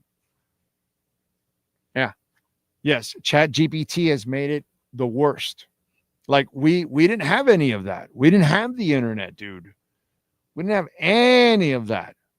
The most you could get away with is what you can, write on your hand or some cheat sheet, but you weren't going to get away with much. You can only get certain information in. Nowadays, they use that for everything that they do. And sometimes in math, you get busted easier because you do the math through, computers and all that shit and calculators and all that. And then when they want you to like work it out on the board, you can't work it out on the board because you really don't know. Yeah, it's really bad what we do with our kids nowadays. And parents suck. Parents suck because they're not on top of their kids. Okay? Because I saw it every day with my wife on top of my daughter. And it's not me, it was my wife. I give her all the credit in the world. She's the teacher. So she got my daughter every day and taught her to do the homework, and my daughter developed that habit, and then it carried her through college. She was doing medicine and everything until she decided, I don't want to do medicine. I want to do teaching. And now she's a math teacher and she's won awards already and everything. And, all kinds of stuff. She excels at it because it started here at home with my wife instilling that work ethic. So it's half and half. Our schools don't do enough. The proper curriculum isn't taught anymore. And then on the other side, parents suck and they're not on top of their kids and pushing their kids. So it's kind of a combination of what's gone on. Well, I bet that guy also hates that I was talking about this too. He just wants football. Let's see. I am super happy for Wolves and Pacers fans. Yeah, man, it's good. It's good for all of, OKC fans. It's super cool for them. One-Eyed Jack says, I bought more Bitcoin this morning. I buy every week. Smart man. Think Blue Dodger says, let's go. Checking in from LA. Stoned as hell in LA traffic. My man is stoned at 8:35 in the morning. That is awesome. Let's see. What else? Remember, speaking of that, Cash App or Venmo at Cash Big O Show. That is Cash Big O Show. Cash App or Venmo. You can make a Bitcoin or Ethereum donation, which we love that, as always. Where is Bitcoin right now? We hit 106 yesterday. Thought we were going to start popping here. We're at 104,644, so we're climbing back again. What I want to know is who's the idiots that sold? Like, how stupid can you be? Did you see the Japan now? Their economy is going to shit. Absolutely. And look at the bond rates here in our country. But the bonds are like one of the most important things people don't understand to our economy. And look what's going on with the 10-year and the 30-year. It is ugly. Muff ugly. So, which is not good for us. Anyway, it's all about the Bitcoin, baby. Oh, by the way, you could go Steak and Shake and buy with Bitcoin. I'm thinking of doing that just for fun. Like buy some Bitcoin on Cash App for fun, not sell my Bitcoin, but buy fresh Bitcoin, go to it and film it and do it just for the hell of it and put it on and show people how easy it is. Because there's a lot of ignorance out there that people are like, oh, well, you can't use it as money. Of course you can use it as money, dude. Not that you should. It's store value. It's like gold. You shouldn't be using it, but you can, and people will. And so Steak and Shake is doing it. So I'm thinking if the one here by my house has it, I should do it and film it, and show people how to do it. Ian says ChatGPT is the bomb. Just graduated college and there is no more reliable than Mr. GPT. Professors can't detect the thing. Oh, Jesus.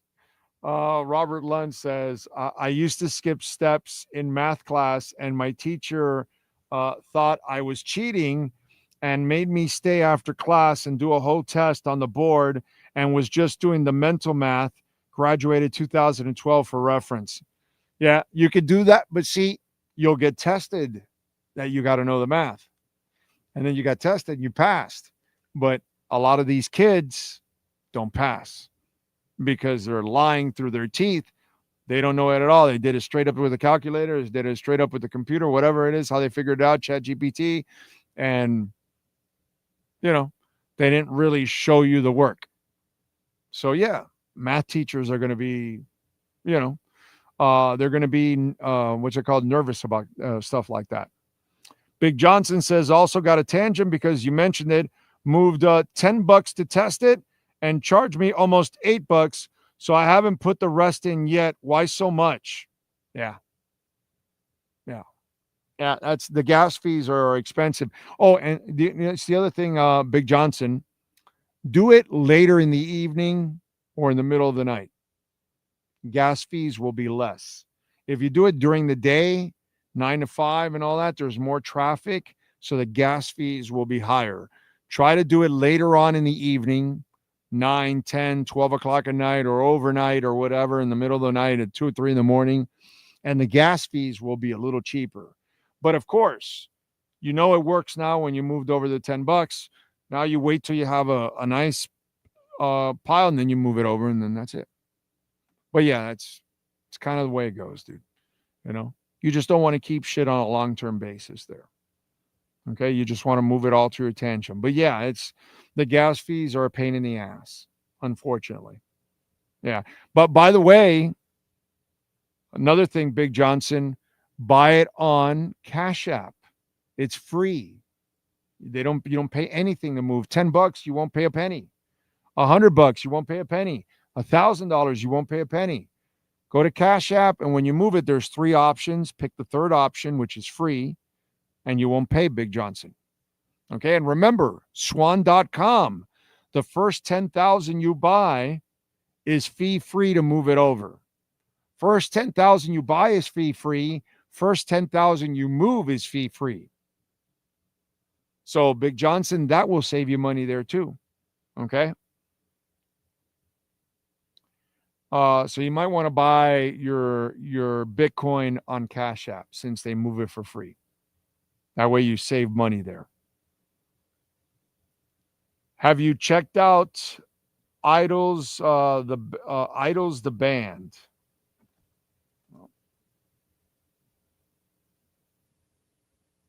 I will have to check them out.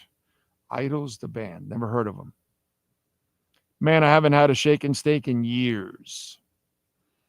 I told my kids do their homework every day, verified what they did. Only takes 1 hour or 30 minutes. Also, I teach, then teach how to pay using their phones and track balance on their cards. You're a good father, my brother. You're a good father. Fish going to be a pleasant surprise this season.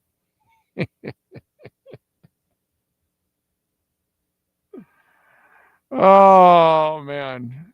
Yeah, he says, I did have it on Uphold. Now, thanks. Yeah, for Bitcoin, I would do that. For Uphold, I use Uphold. I only get what I can't get anywhere else, like Caspa and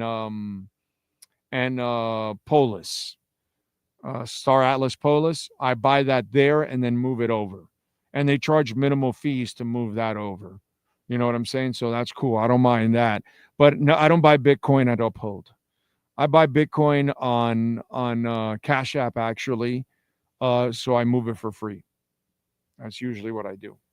You know, I don't buy it on crypto.com or Binance because the fee's too much.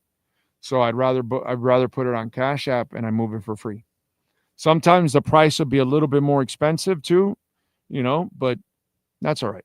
You know, you might buy it at a little higher rate, not that much higher. It's not that much of a difference. At this point, I don't worry about that.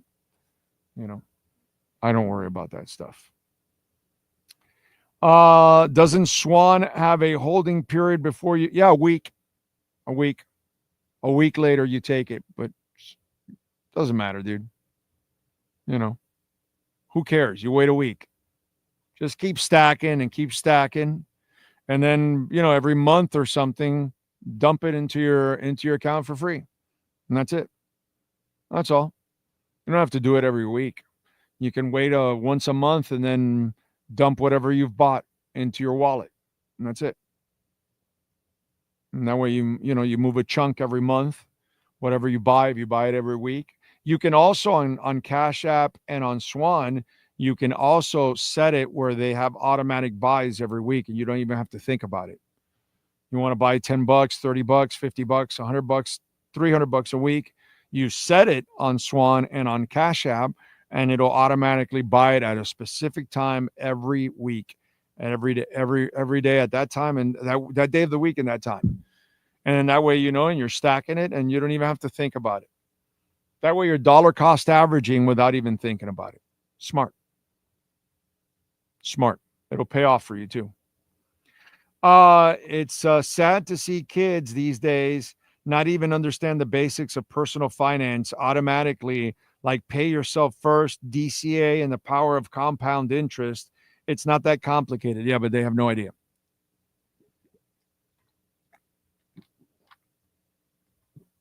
None whatsoever. We made sure we taught all of that to my daughter. So my daughter's got her own account, credit card. She's got her ratings over 800. She's done everything, paying off her car, all that kind of stuff. She barely owns anything on her car now. She's paid her Corolla off quickly. She's killed. Now she lives with us. So she makes good money and she doesn't have really overhead, right? Because we don't take any money from her. We don't ask her for rent or anything like that. She actually does pay us in one way. She cooks and kills it with cooking, dude. She's awesome. So that's how we get repaid. She does some cooking for us overall, but she does it all, man. And she's in a Bitcoin too, of course. I wonder where she picked that up from. Yeah. You got to be on top of you. You got to teach your kids, man. You can't allow the streets to teach them. That's not going to be a good thing. It's not going to end well. You think Tua will benefit from a QB competition if Evers turns out to be decent?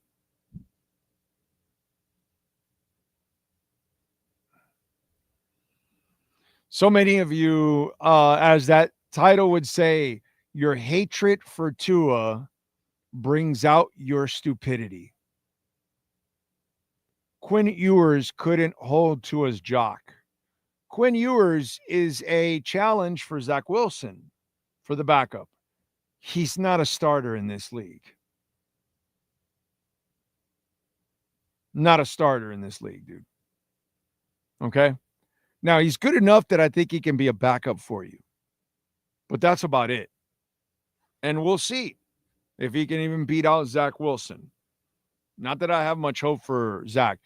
Tua will benefit from having a real play caller that can get the plays in on time. A guy that will establish the run and will stay with it. An offensive line that will block. An offensive coordinator that will use big receivers in the offense. So you're throwing fades to bigger receivers, like big receivers and tight ends. Not Oompa Loompas. But unfortunately, Tombstone, your brain is stone. And you really don't understand football. And you keep thinking that the quarterback is the problem. The quarterback's not the problem. The guy led the NFL in completion percentage.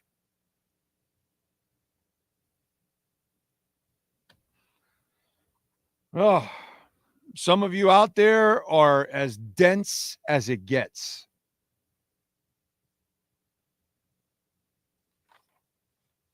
You just really don't understand football. Not at all. You don't get it at all. At all. It's truly amazing how many of you you watched the game and you didn't learn a goddamn thing.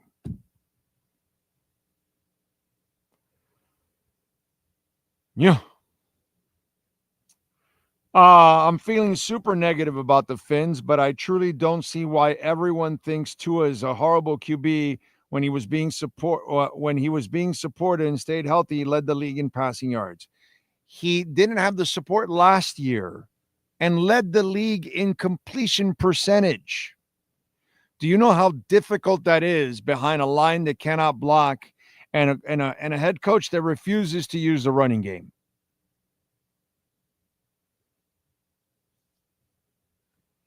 Or implement big receivers. Or even implement the tight end the first month of the season.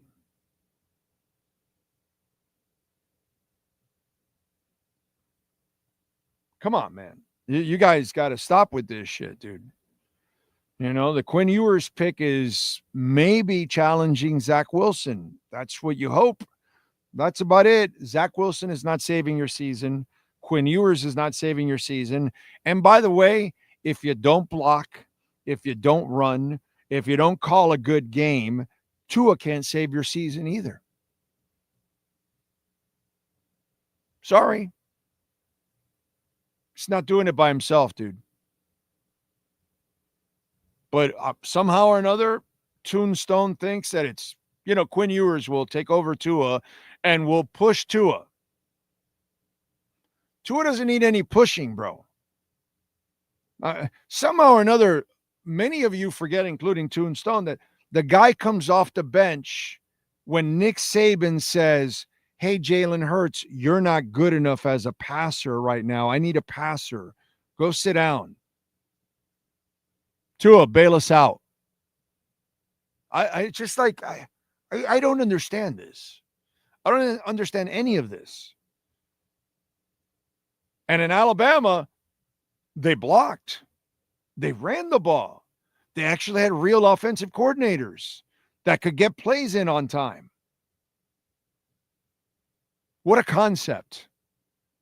So the kid, since he got here, he either has an inept head coach, an inept quarterbacks coach, an inept offensive coordinator, a head coach that hates him. Okay? It's ridiculous. The amount of shit that this guy has had to deal with since he got here. And still, to this moment, none of you understand. So many of you don't understand that we are not complimenting the quarterback. Pretty simple. The guy does the best he can with what little he has. He doesn't have a glorious offensive line. He doesn't have a dominant running game. He doesn't have a good offensive coordinator. He doesn't have a competent offensive coordinator. I don't know what more you guys want. By the way, he's also got a soft-ass team. And so then he starts doing stupid shit like thinking he's a football player. So now he gets injured constantly because the idiot thinks, I'm a football player now. I can take on tacklers. I can go tackle somebody that intercepts me. I'm a football player. No, you're not. So that's what happens when people aren't doing their jobs. Everyone else then tries to do more than they should. And then that's what ends up happening. What you got going on right now. Problems are a lot deeper, and the quarterback's not the issue. The only place where the quarterback's the issue is when he's being stupid. If he stays away from being stupid, like he did 2 years ago, that he just gets rid of the ball, fine. But he sees what's around him, so he thinks he has to do more when he cannot. It's not who he is. He hasn't understood that yet, but whatever. A cluster F is what we have here. So the issue with Tua does not play smart with his body. Exactly, Adolfo. That's exactly what I just said. Tua's a badass, just plays dumb sometimes, thinks he has something to prove. Bingo. If he just does what he's supposed to do, find a receiver, get rid of the ball, and that's it, dude. That's all you need to do. That's where I pick on Tua. I pick on Tua for that. Okay? But he's not the problem with the passing. It's everything else around him that's a problem.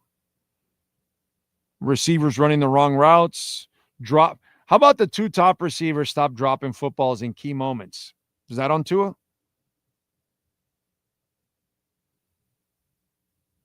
Yep.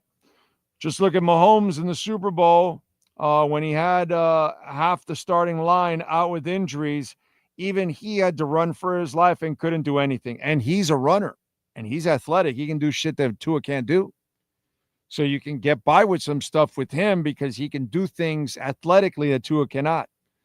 It's like Drew Brees. You're not going to there's no athleticism in this. Find your man from the pocket or it's over.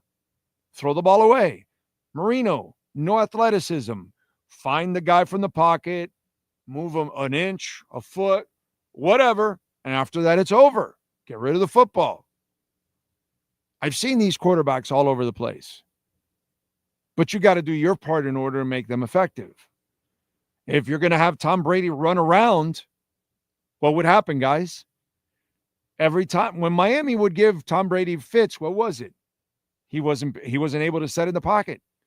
So then all of a sudden, the unathletic Tom Brady had to move around, and he wasn't as effective. So the few times you could get him to get out of the pocket, that's the only times we could, make it a game. Why? Because he's a freaking statue. That's what Tua is, a statue. But for statues, you've got to block. You've got to run the ball. We refuse to do both on a consistent and dominant basis. In New England, they did not. They ran, and they kept running, and they used their tight ends, and they used big receivers and small receivers. They mix it all up. We don't do any of that here. The tight end was used in his 5th year. His 5th year.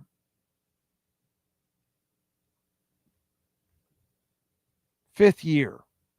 You waited to give the guy a tight end. 5th year.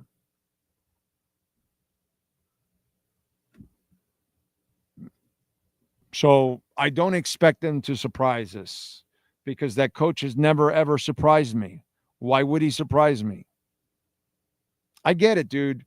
It's off season. You need to lie to yourself. You need to motivate yourself in order to watch or something. I know it's going to be a disaster, and I'm going to watch. I've seen this story before. It's not like, again, I got to repeat. Did Joe Philbin change after all the years? I'm sorry. I must have missed that. Did Wanstead change? I'm sorry. Did Gase get any better?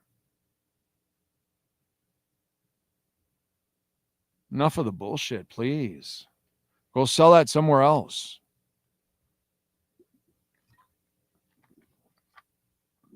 You're not winning with that guy as head coach.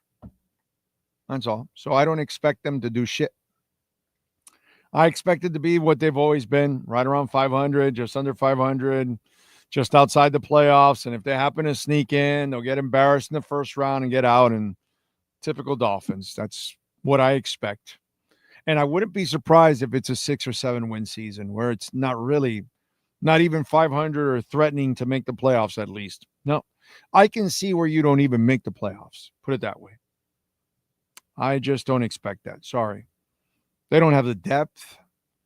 It's any injuries are going to cause all kinds of havoc for this team. So I don't know, man. I'd love to be hopeful, but I can't. I've tried to be hopeful the last couple of years. I'm out of hopium. I'm out of hopium. Bands are now selling cassette tapes of their albums. Yep. Kids are bringing back cassettes. Now they're using albums and cassettes. I get the album thing because albums have a more fuller sound than digital recordings. So I understand people going back to albums because, musically, I understand that. I've lived it. So a record is always better, even with the crackles. It doesn't matter to me. I don't care about that. That doesn't affect me when the music is jamming. Yeah, I saw that cassettes are back. Yeah, they're selling now, Pat. That whole combo thing that we grew up with, they're now selling that whole stereo thing that has the album, the cassette, and the CD along with the radio. Yeah. In our day, it was an 8-track, right? But now it's a CD. Okay. So, yeah, they've got that now going on. Dude, when you were able to get the machine that had the 8-track and the cassette, oh, that was the bomb. That was the bomb. Because then you were able to make cassettes off of the 8-track and the albums. So if you didn't have the album on 8-track or the 8-track on album, well, then at least you can put it all on one cassette. It was strong if you ever picked up those back in the day. Are 8-tracks on the horizon? I doubt that. I doubt the 8-tracks are on the horizon. But I wouldn't be surprised if the reel-to-reel comes back. If you want really full sound and you want the best, reel-to-reel was the top dog. If you were able to get an album on reel-to-reel, that was like the shit back in the day. You know, if you ever ran into, you went to somebody's house and they had a stereo system, a quadraphonic stereo system or whatever, and they also had a reel-to-reel, you're like, oh, shit, this guy isn't effing around. This is the real deal here. And he kicks in the reel-to-reel and he's playing it. Yeah, baby. That was you know, you were living large when somebody had a reel-to-reel back in the day. So instead of the 8-track, reel-to-reel. By the way, we're at 104.831, so we're headed back up again. It's a beautiful thing. Horn Dog says, 6-11 season, Big O. I'm already mentally prepared. All the signs are there that our DC is taking over the team. They even drafted 6 out of the 8 players for the DC. Just rip the damn Band-Aid. You Horn Dog, because you and I see through the bullshit, dude. We've been around the block. Okay? They extended this dude. They realized the mess behind the scenes with Jalen Ramsey and others, the defections. People did not want to be around McDaniel because he's not a real head coach. Nobody buys into his bullshit or his jokes anymore at all. And so now they're like, oh shit. But they can't look like complete idiots to fire him now without the season, because then it's like, well, wait a minute, why'd you extend him? And then it makes you look like an idiot. So what you do now is, and you know, Horn Dog, you've seen this story before. He'll come back, he'll fail. Week 4, 8, 10. I'm predicting 10. You finally give up on the guy. It's not going well. You put in Weaver. He does the best he can do. You sign him for, post interim, and he becomes the guy next year. And it looks to me like Greer and Weaver come back. Because the way Greer, it was a super responsible offseason on his part. I actually like what they've done considering their limitations. But he didn't sacrifice the future because that coach is not worth it anymore. So maybe Greer comes back. Maybe he doesn't. I know McDaniel's not coming back. That's for sure. And I think that's why Horn Dog says that, because he sees the same bullshit I see. Like a lot of us that have a brain. We're not lying to ourselves. We love our Dolphins. We're going to watch. We're going to hope they prove us wrong, of course. We want them to surprise us. We want them to win 13 games. We want them to win 3 games in the playoffs. 4. Win the Super Bowl. Of course, dude. But, come on. Not setting myself up for that. So I'll prepare for the worst, hope for the best. And that's, I'm sure, what Horn Dog is doing. Like a lot of us should. Prepare for the worst, hope for the best. It's all we can do, man. It's all we can do. Because there's no way you can believe in Mike McDaniel. There's just no way. My dad had a reel-to-reel player back in the day. He used to play El Gran Combo, loud as hell on that thing. How about that? El Gran Combo.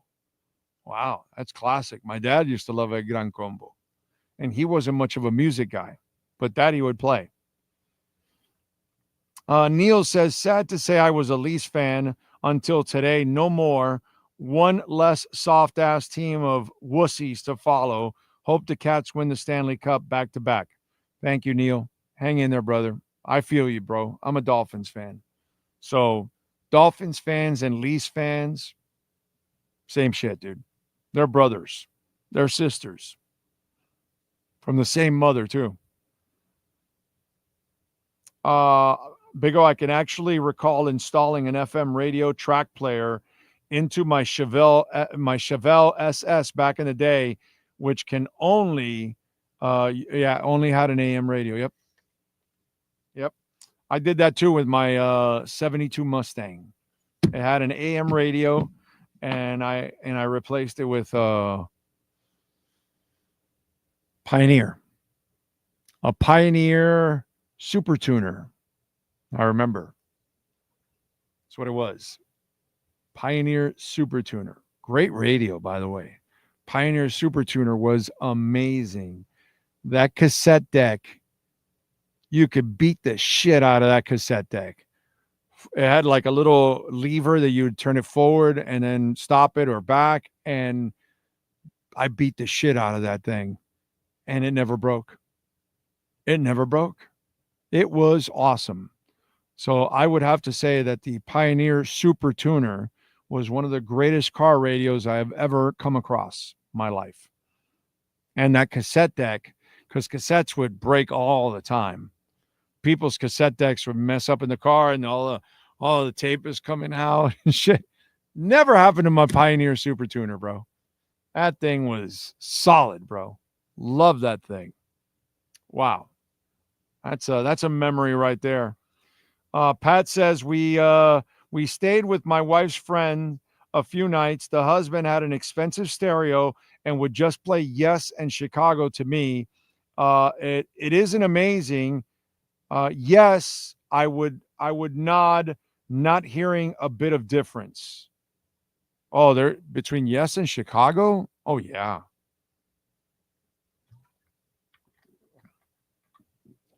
Yes is progressive, whereas jazz, Chicago's more poppy jazz, whereas progressive is more hard rock jazz in a way.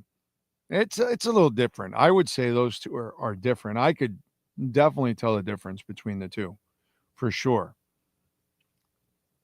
Super Tuner with 3 Jensens. The 6x9s, yes. The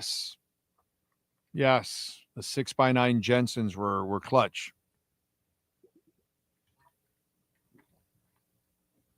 I remember that vividly. What else do we have going on in the world of sports? I love the Fever Sky game in the WNBA. Caitlin Clark, triple-double, 20 points, 10 rebounds, 10 assists, 2 steals, 4 blocks. You could tell she built up her body. She's a little thicker, stronger. Angel Reese was a offensive disaster. Yeah, she's really improved her offensive game. 5 of 14 from the field, 12 points, 14 shots, 12 points. That's awesome. She did have 17 rebounds, but have 5 turnovers. Bad coaching. They're allowing her to handle the ball too much.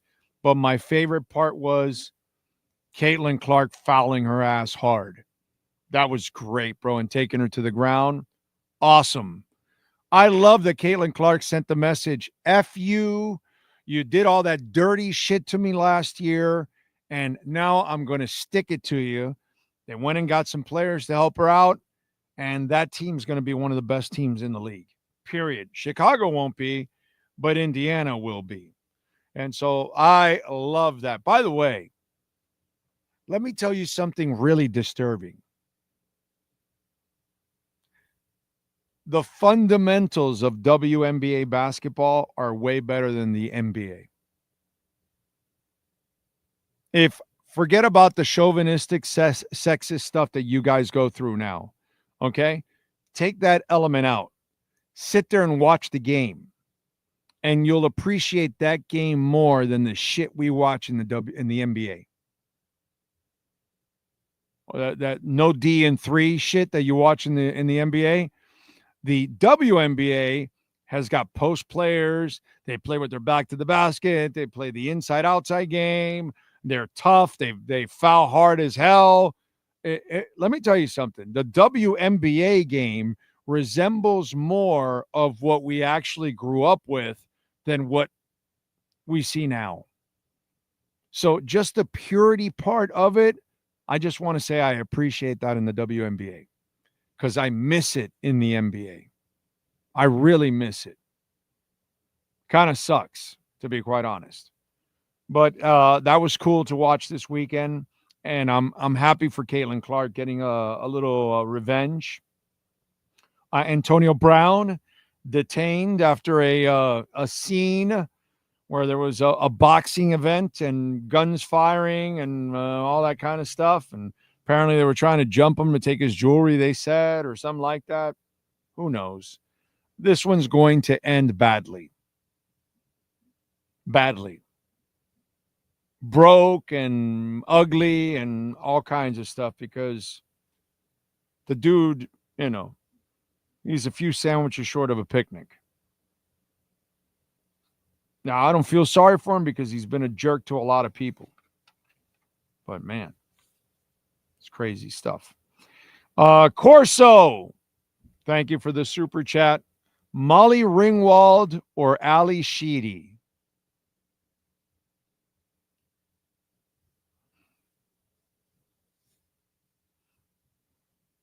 Depends.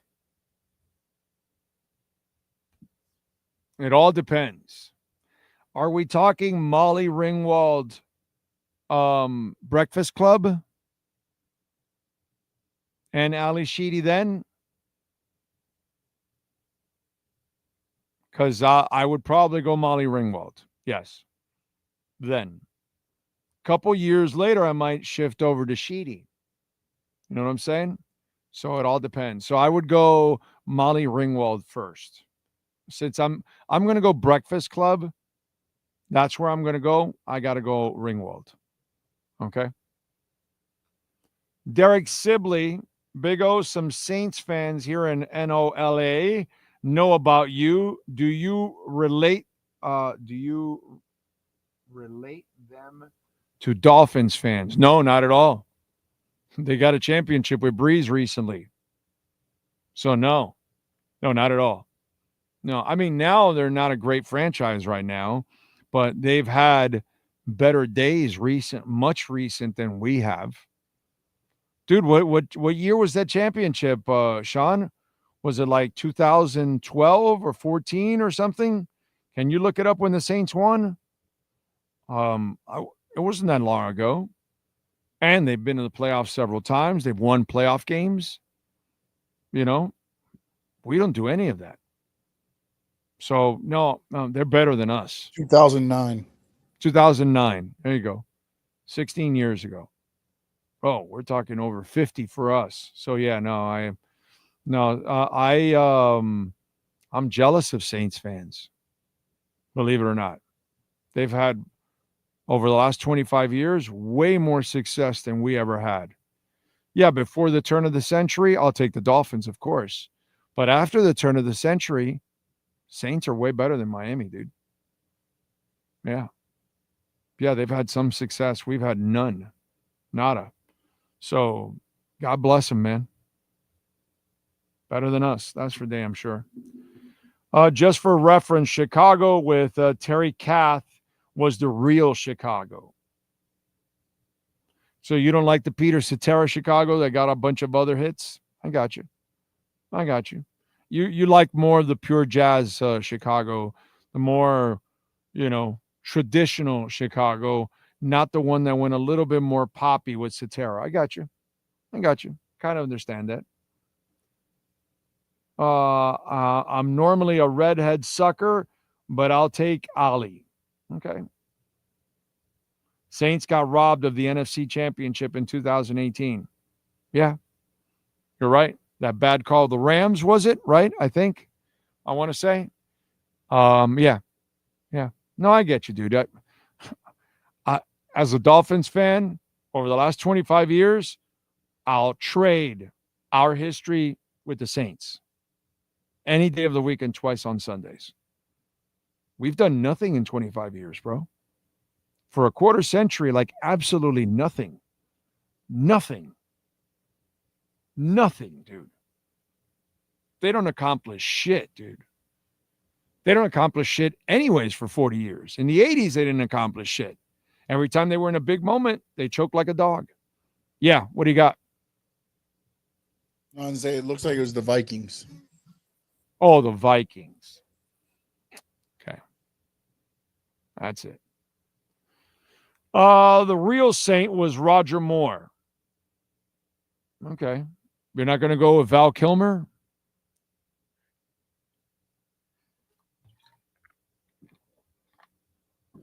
I know. Roger Moore did the Saint back in the 60s. I remember before he was James Bond, he was the Saint. I remember. I know. I'm joking around. Although I will say this. Got to admit, Elizabeth Shue is so beautiful, bro. And that Saint, and, prior to, in that era, also everything else that went on, Elizabeth Shue's face is, oh my God, she is gorgeous and a half. Gorgeous and a half. I'm a big Elizabeth Shue fan. So that when that movie, The Saint, rolls around and I run into it, it's a cool movie, actually. Val Kilmer does an excellent job with it, playing the different roles that he plays. But she's just drop dead gorgeous, bro. Drop dead gorgeous. Her smile is electrifying. She's got this just beautiful smile, dude. I'm a big, as you can tell, I'm a big fan of Elizabeth Shue. So when we do talk about the Saint, she's the Saint I look at in that one. Yes, sir. I just want to say I stand corrected. The playoffs one was the Rams. Oh, there was another game where there was the Vikings, Rudolph pushed off, but the Saints got that call. It The was Rams, the one you down were right. Yes. right side, on the right the side. guy got taken out. The screen. Look at the screen. He got taken out. Yeah. Got knocked into the sidelines. Yeah. Yeah. I remember. Yeah. All right. Well, it is what it is. What else do we have going on in the world of sports? By the way, the AC/DC concert was awesome. I met some of you. Enrique, I think it was that one of your names? I think I met a couple of people, one in the pit, one exiting the pit. That he stopped me and said, and I don't. The music was jamming, so I couldn't pick up the name. But both were listeners, and thank you. That was cool. I looked at the DMs to see if any of you out there, but I didn't see any of the DMs for you guys. But not surprised that I ran into a couple of you out there in the AC/DC concert. That was fun, dude. I got to tell you something. I had such a good time that I would travel to go see them again anywhere. That was such a good show, dude. And the 21 songs they picked, listen, they have 50 songs. There's so many songs they never play in any concert you go to, because whatever they play, you're going to go, well, they left out this, and this, and this, and this. So no matter what, they're never going to make everybody happy. But they picked 21 great songs, to cover a lot of their history. And it was awesome, dude. It was really a lot of fun, I got to say. That was really, really cool. I had a really good time. Dolphin fan says, love Elizabeth Shue in Cocktail. I like Elizabeth Shue in almost every movie, man. She's just gorgeous. Gorgeous.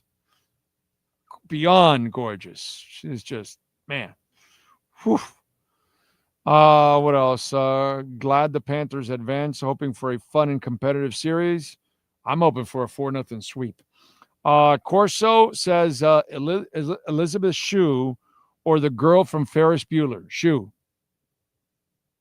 every day of the week and twice on Sundays. By the way, You got the wrong girl from Ferris Bueller.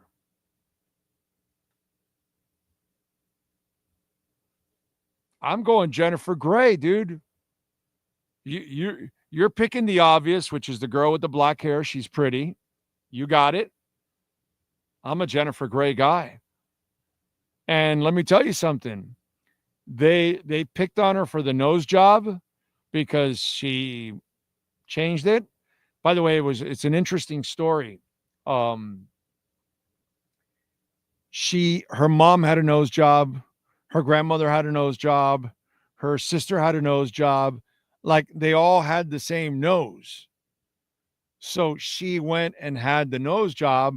And then this was after, obviously, Nobody Puts Baby in the Corner and Ferris Bueller and all that other stuff she did. And so then all of a sudden she changed her look. But when Jennifer changed her look, I think she looks way better, actually. So I'm going to go Jennifer Grey with the nose job. So I'm the guy that says, nice job. I think she looks beautiful, man.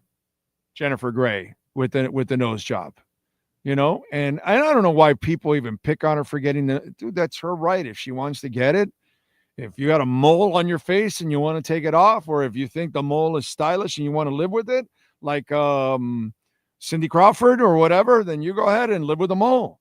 It's your thing. Okay, great. Some people will take the mole off. Some people will fix their nose. I don't have a problem with that. And I thought the nose job was phenomenal, dude. I thought it made her look gorgeous, actually. So that's just me. I don't know if anybody feels the same. If you see her now post nose job, and I think she looks awesome. Awesome. So I'm going to go Jennifer Grey, actually, over the girl from Ferris Bueller. But definitely Elizabeth Shue every day of the week and twice on Sundays. Lenny says, I'm really into blondes, more of a brunette guy, but Elizabeth Shue is one beautiful woman. Oh, yeah. Yes, Mia Sarah. That's her name. Exactly. The one in the black hair. Brett says, Jennifer Grey played the sultry, looks so well in Ferris Bueller. Yeah, she did. Even with the nose, she was cute. I thought she was cute even with the nose. The nose didn't bother me with Jennifer Grey at all. But when she got the nose job, I got to say, she looks outstanding, dude. Outstanding. Elizabeth Shue or Mrs. WWE?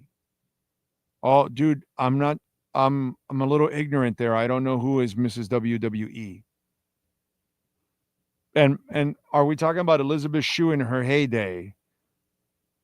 I mean, she looks great now, as an older woman, but I'm saying a WWE woman is younger and in her prime. You know what I'm saying? Who is that Mrs. WWE, Sean? Because I don't know shit. She was the valet for Randy Savage. She's passed away now. But she was, what's her name? Miss Elizabeth was her name. Okay. All right. Let me look up. Later on, she was in the WCW days. Okay. Hold on. Let me get an update here on Bitcoin since I pulled it up. Oh, no. 1047. Okay. So, Miss Elizabeth. So, I put Miss Elizabeth WWE and it should come out, right?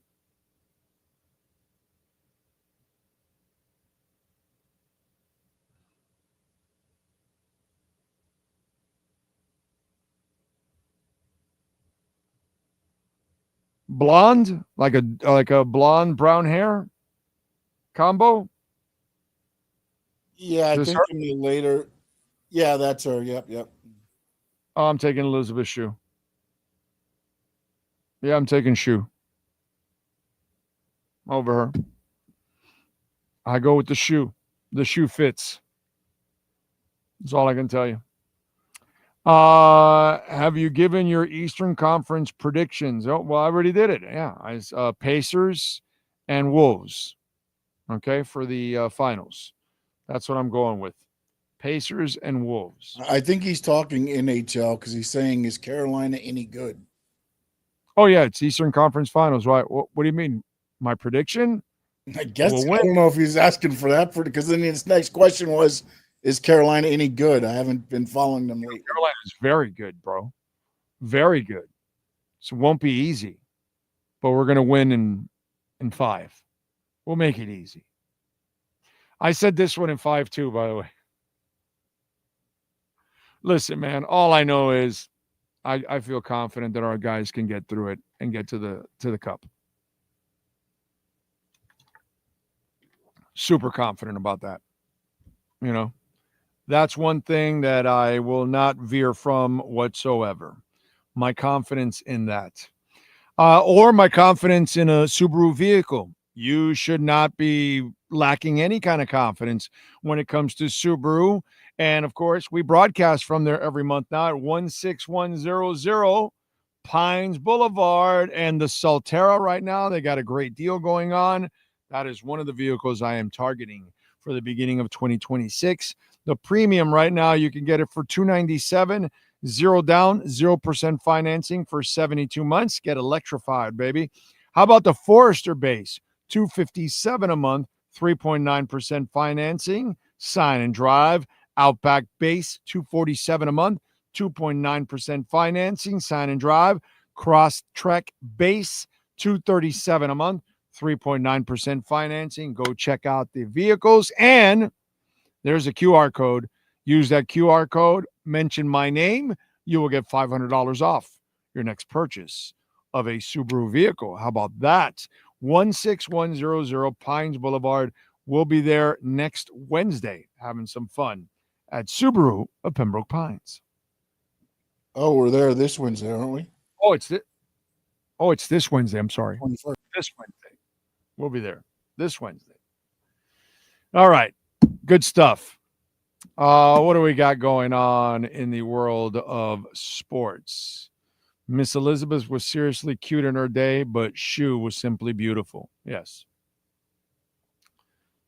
Shu is practically perfection.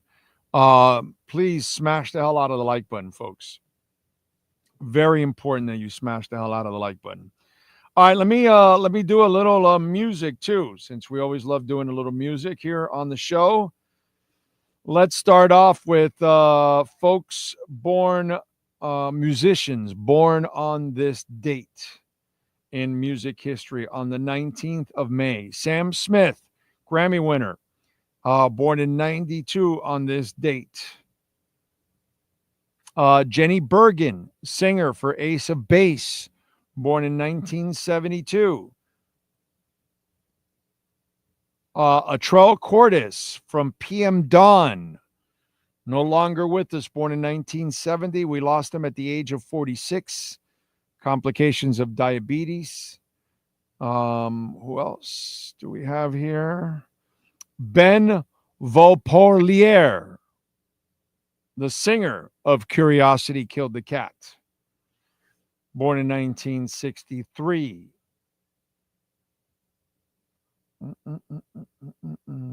Martin Ware, Heaven 17, musician, born in 1956. Philip Rudd, drummer with AC/DC from 75 through 83, and then again from 94 to 2015, born in 54. Anyway, unfortunately, by the way, for Phil Rudd, in 2014, he was arrested and charged with attempting to procure a murder threatening to kill, possession of meth and possession of cannabis following a police raid at his home. Joey Ramone, born on this date in 52. We lost him back in 2003. Dusty Hill from ZZ Top, no longer with us. We lost him born in 49. We just lost him in 2021 at the age of 72. Grace Jones, never really been into her music. Born in 48 on this date. Never really dug her stuff.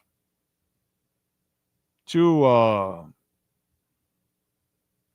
what would I call it? Abstract or something? I don't know.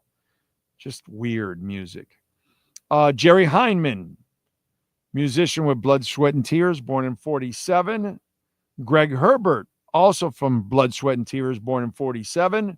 And Pete Townsend from The Who, born in 45 on this date. All right, let's go with other famous people born on this date. Those that I just say the year, that means they are no longer with us and they have passed away. Let's start off with Malcolm X, was born on this date in 1925. Let's see, who else?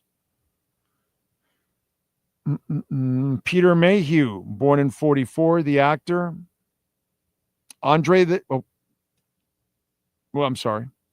That'll be told later on. Archie Manning was born in 49. He is 76. Let's see, who else celebrating birthdays today? Kevin Garnett, born in 76. He's 49. Michael Che, Saturday Night Live comedian, born in 83. He's 42. Actor Eric Lloyd, born in 86. He's 39.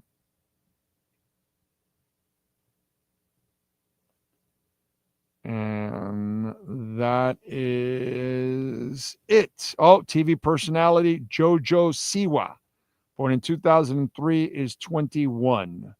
And there you go. Sean, do you have any wrestlers born on this date? Yes, sir, we do. Aleister Black turns 40. The eighth wonder of the world, Andre the Giant, was born on this date in 1946. Bateman turns 43. Ring announcer Blake Howard turns 39. Kip Sabian is 33. The lovely Maxine Dupree turns 28. Psychosis is 54. And announcer Tom Phillips, he turns 36 today, May 19th, 2025. All right, thank you, sir. Let's go to music history. And in 76, Keith Richards crashed his car in England after falling asleep on the wheel. This was in 76, I'm sorry. In 79, Supertramp had the #1 album with Breakfast in America. It was the group's only record to top the charts and featured the hits Logical Song, Goodbye Stranger, and Take the Long Way Home. In 2000, the Allman Brothers announced that founding guitarist Dickie Betts would not be part of their upcoming tour due to creative differences. He would never return to the group. In 86, Peter Gabriel released his best-selling album, So, and one of the greatest albums of all time. Period. End of story. I don't care what you say. In 76, Dire Straits put out their first major label single, Sultans of Swing. And that's what happened today in music history. All right. All right. Elizabeth Shue still looked fire recently in that Amazon Prime show, The Boys. A movie she looked so hot in was Hollow Man. I'm with you, bro. I'm with you. I think she has aged beautifully. Yes, I agree with you. Yeah. You can't get me to say anything bad about Elizabeth Shue, bro. You just can't. There's no way I could ever say anything bad about Elizabeth Shue. She is just so gorgeous, beyond gorgeous. That, yeah. Yep.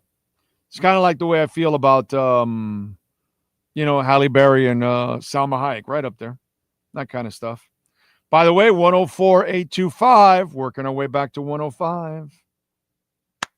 I like it. And the Dow is up, by the way, which is good. Up 66 points. All right. Not bad. Better than red. Better than being down. The last song Joey Ramone listened to was In a Little While by U2. His brother Mickey said it gave him comfort before he passed. Wow. It's a great song. In a Little While. Oh, my God. Damn. That's such a phenomenal song. But then again, it's U2. So much of their stuff is phenomenal. So, by the way, did you see what the Colts are doing? And this is going on all over the place. It's not just the Colts. I think the Dolphins may do this too. You guys can walk me through this if you're a season ticket holder. The Seahawks aren't the only team warning their season ticket holders about repercussions for selling their tickets. Most or all their tickets. The Colts now, they told their fans renewal eligibility may be impacted by excessive reselling, and the Colts have sent a similar letter this offseason. Stephen Holder, our buddy from ESPN.com, reports that no action will be taken now, but that frequent resellers have been told that they're in violation of the team's ticket policy. More of the same will lead to a different response. Our records show that you listed or resold most of your tickets for the 2024 season. While no action will be taken today, if you are shown to be reselling most of your tickets again this season, you will unfortunately be unable to renew.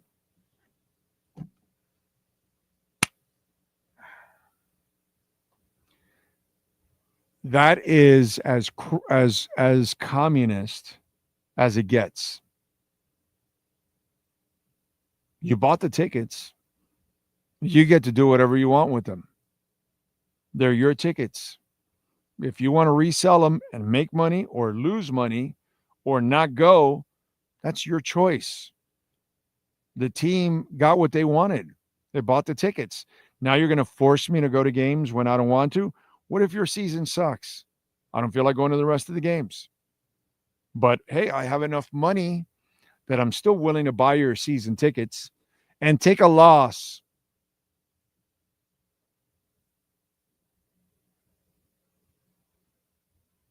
I mean, that's some shit from NFL teams. That's how much they think their shit doesn't stink. I find that to be disgraceful. You own the tickets, bro. If you don't feel like going, you can sell them all you want. And if you feel like going, you go. But you buy the tickets a lot. I got friends of mine that, you know, they're buying Dolphin tickets because they're hoping they go to the playoffs, so they have a spot in the playoffs. A lot of them have kind of been convinced, oh yeah, they're not going anywhere. I'm selling my shit. I'll buy a single ticket if I need to go to a game or whatever. I've run into some of my friends that are doing that now. Over the years, they've dumped the season tickets, but they have the season tickets because of playoffs.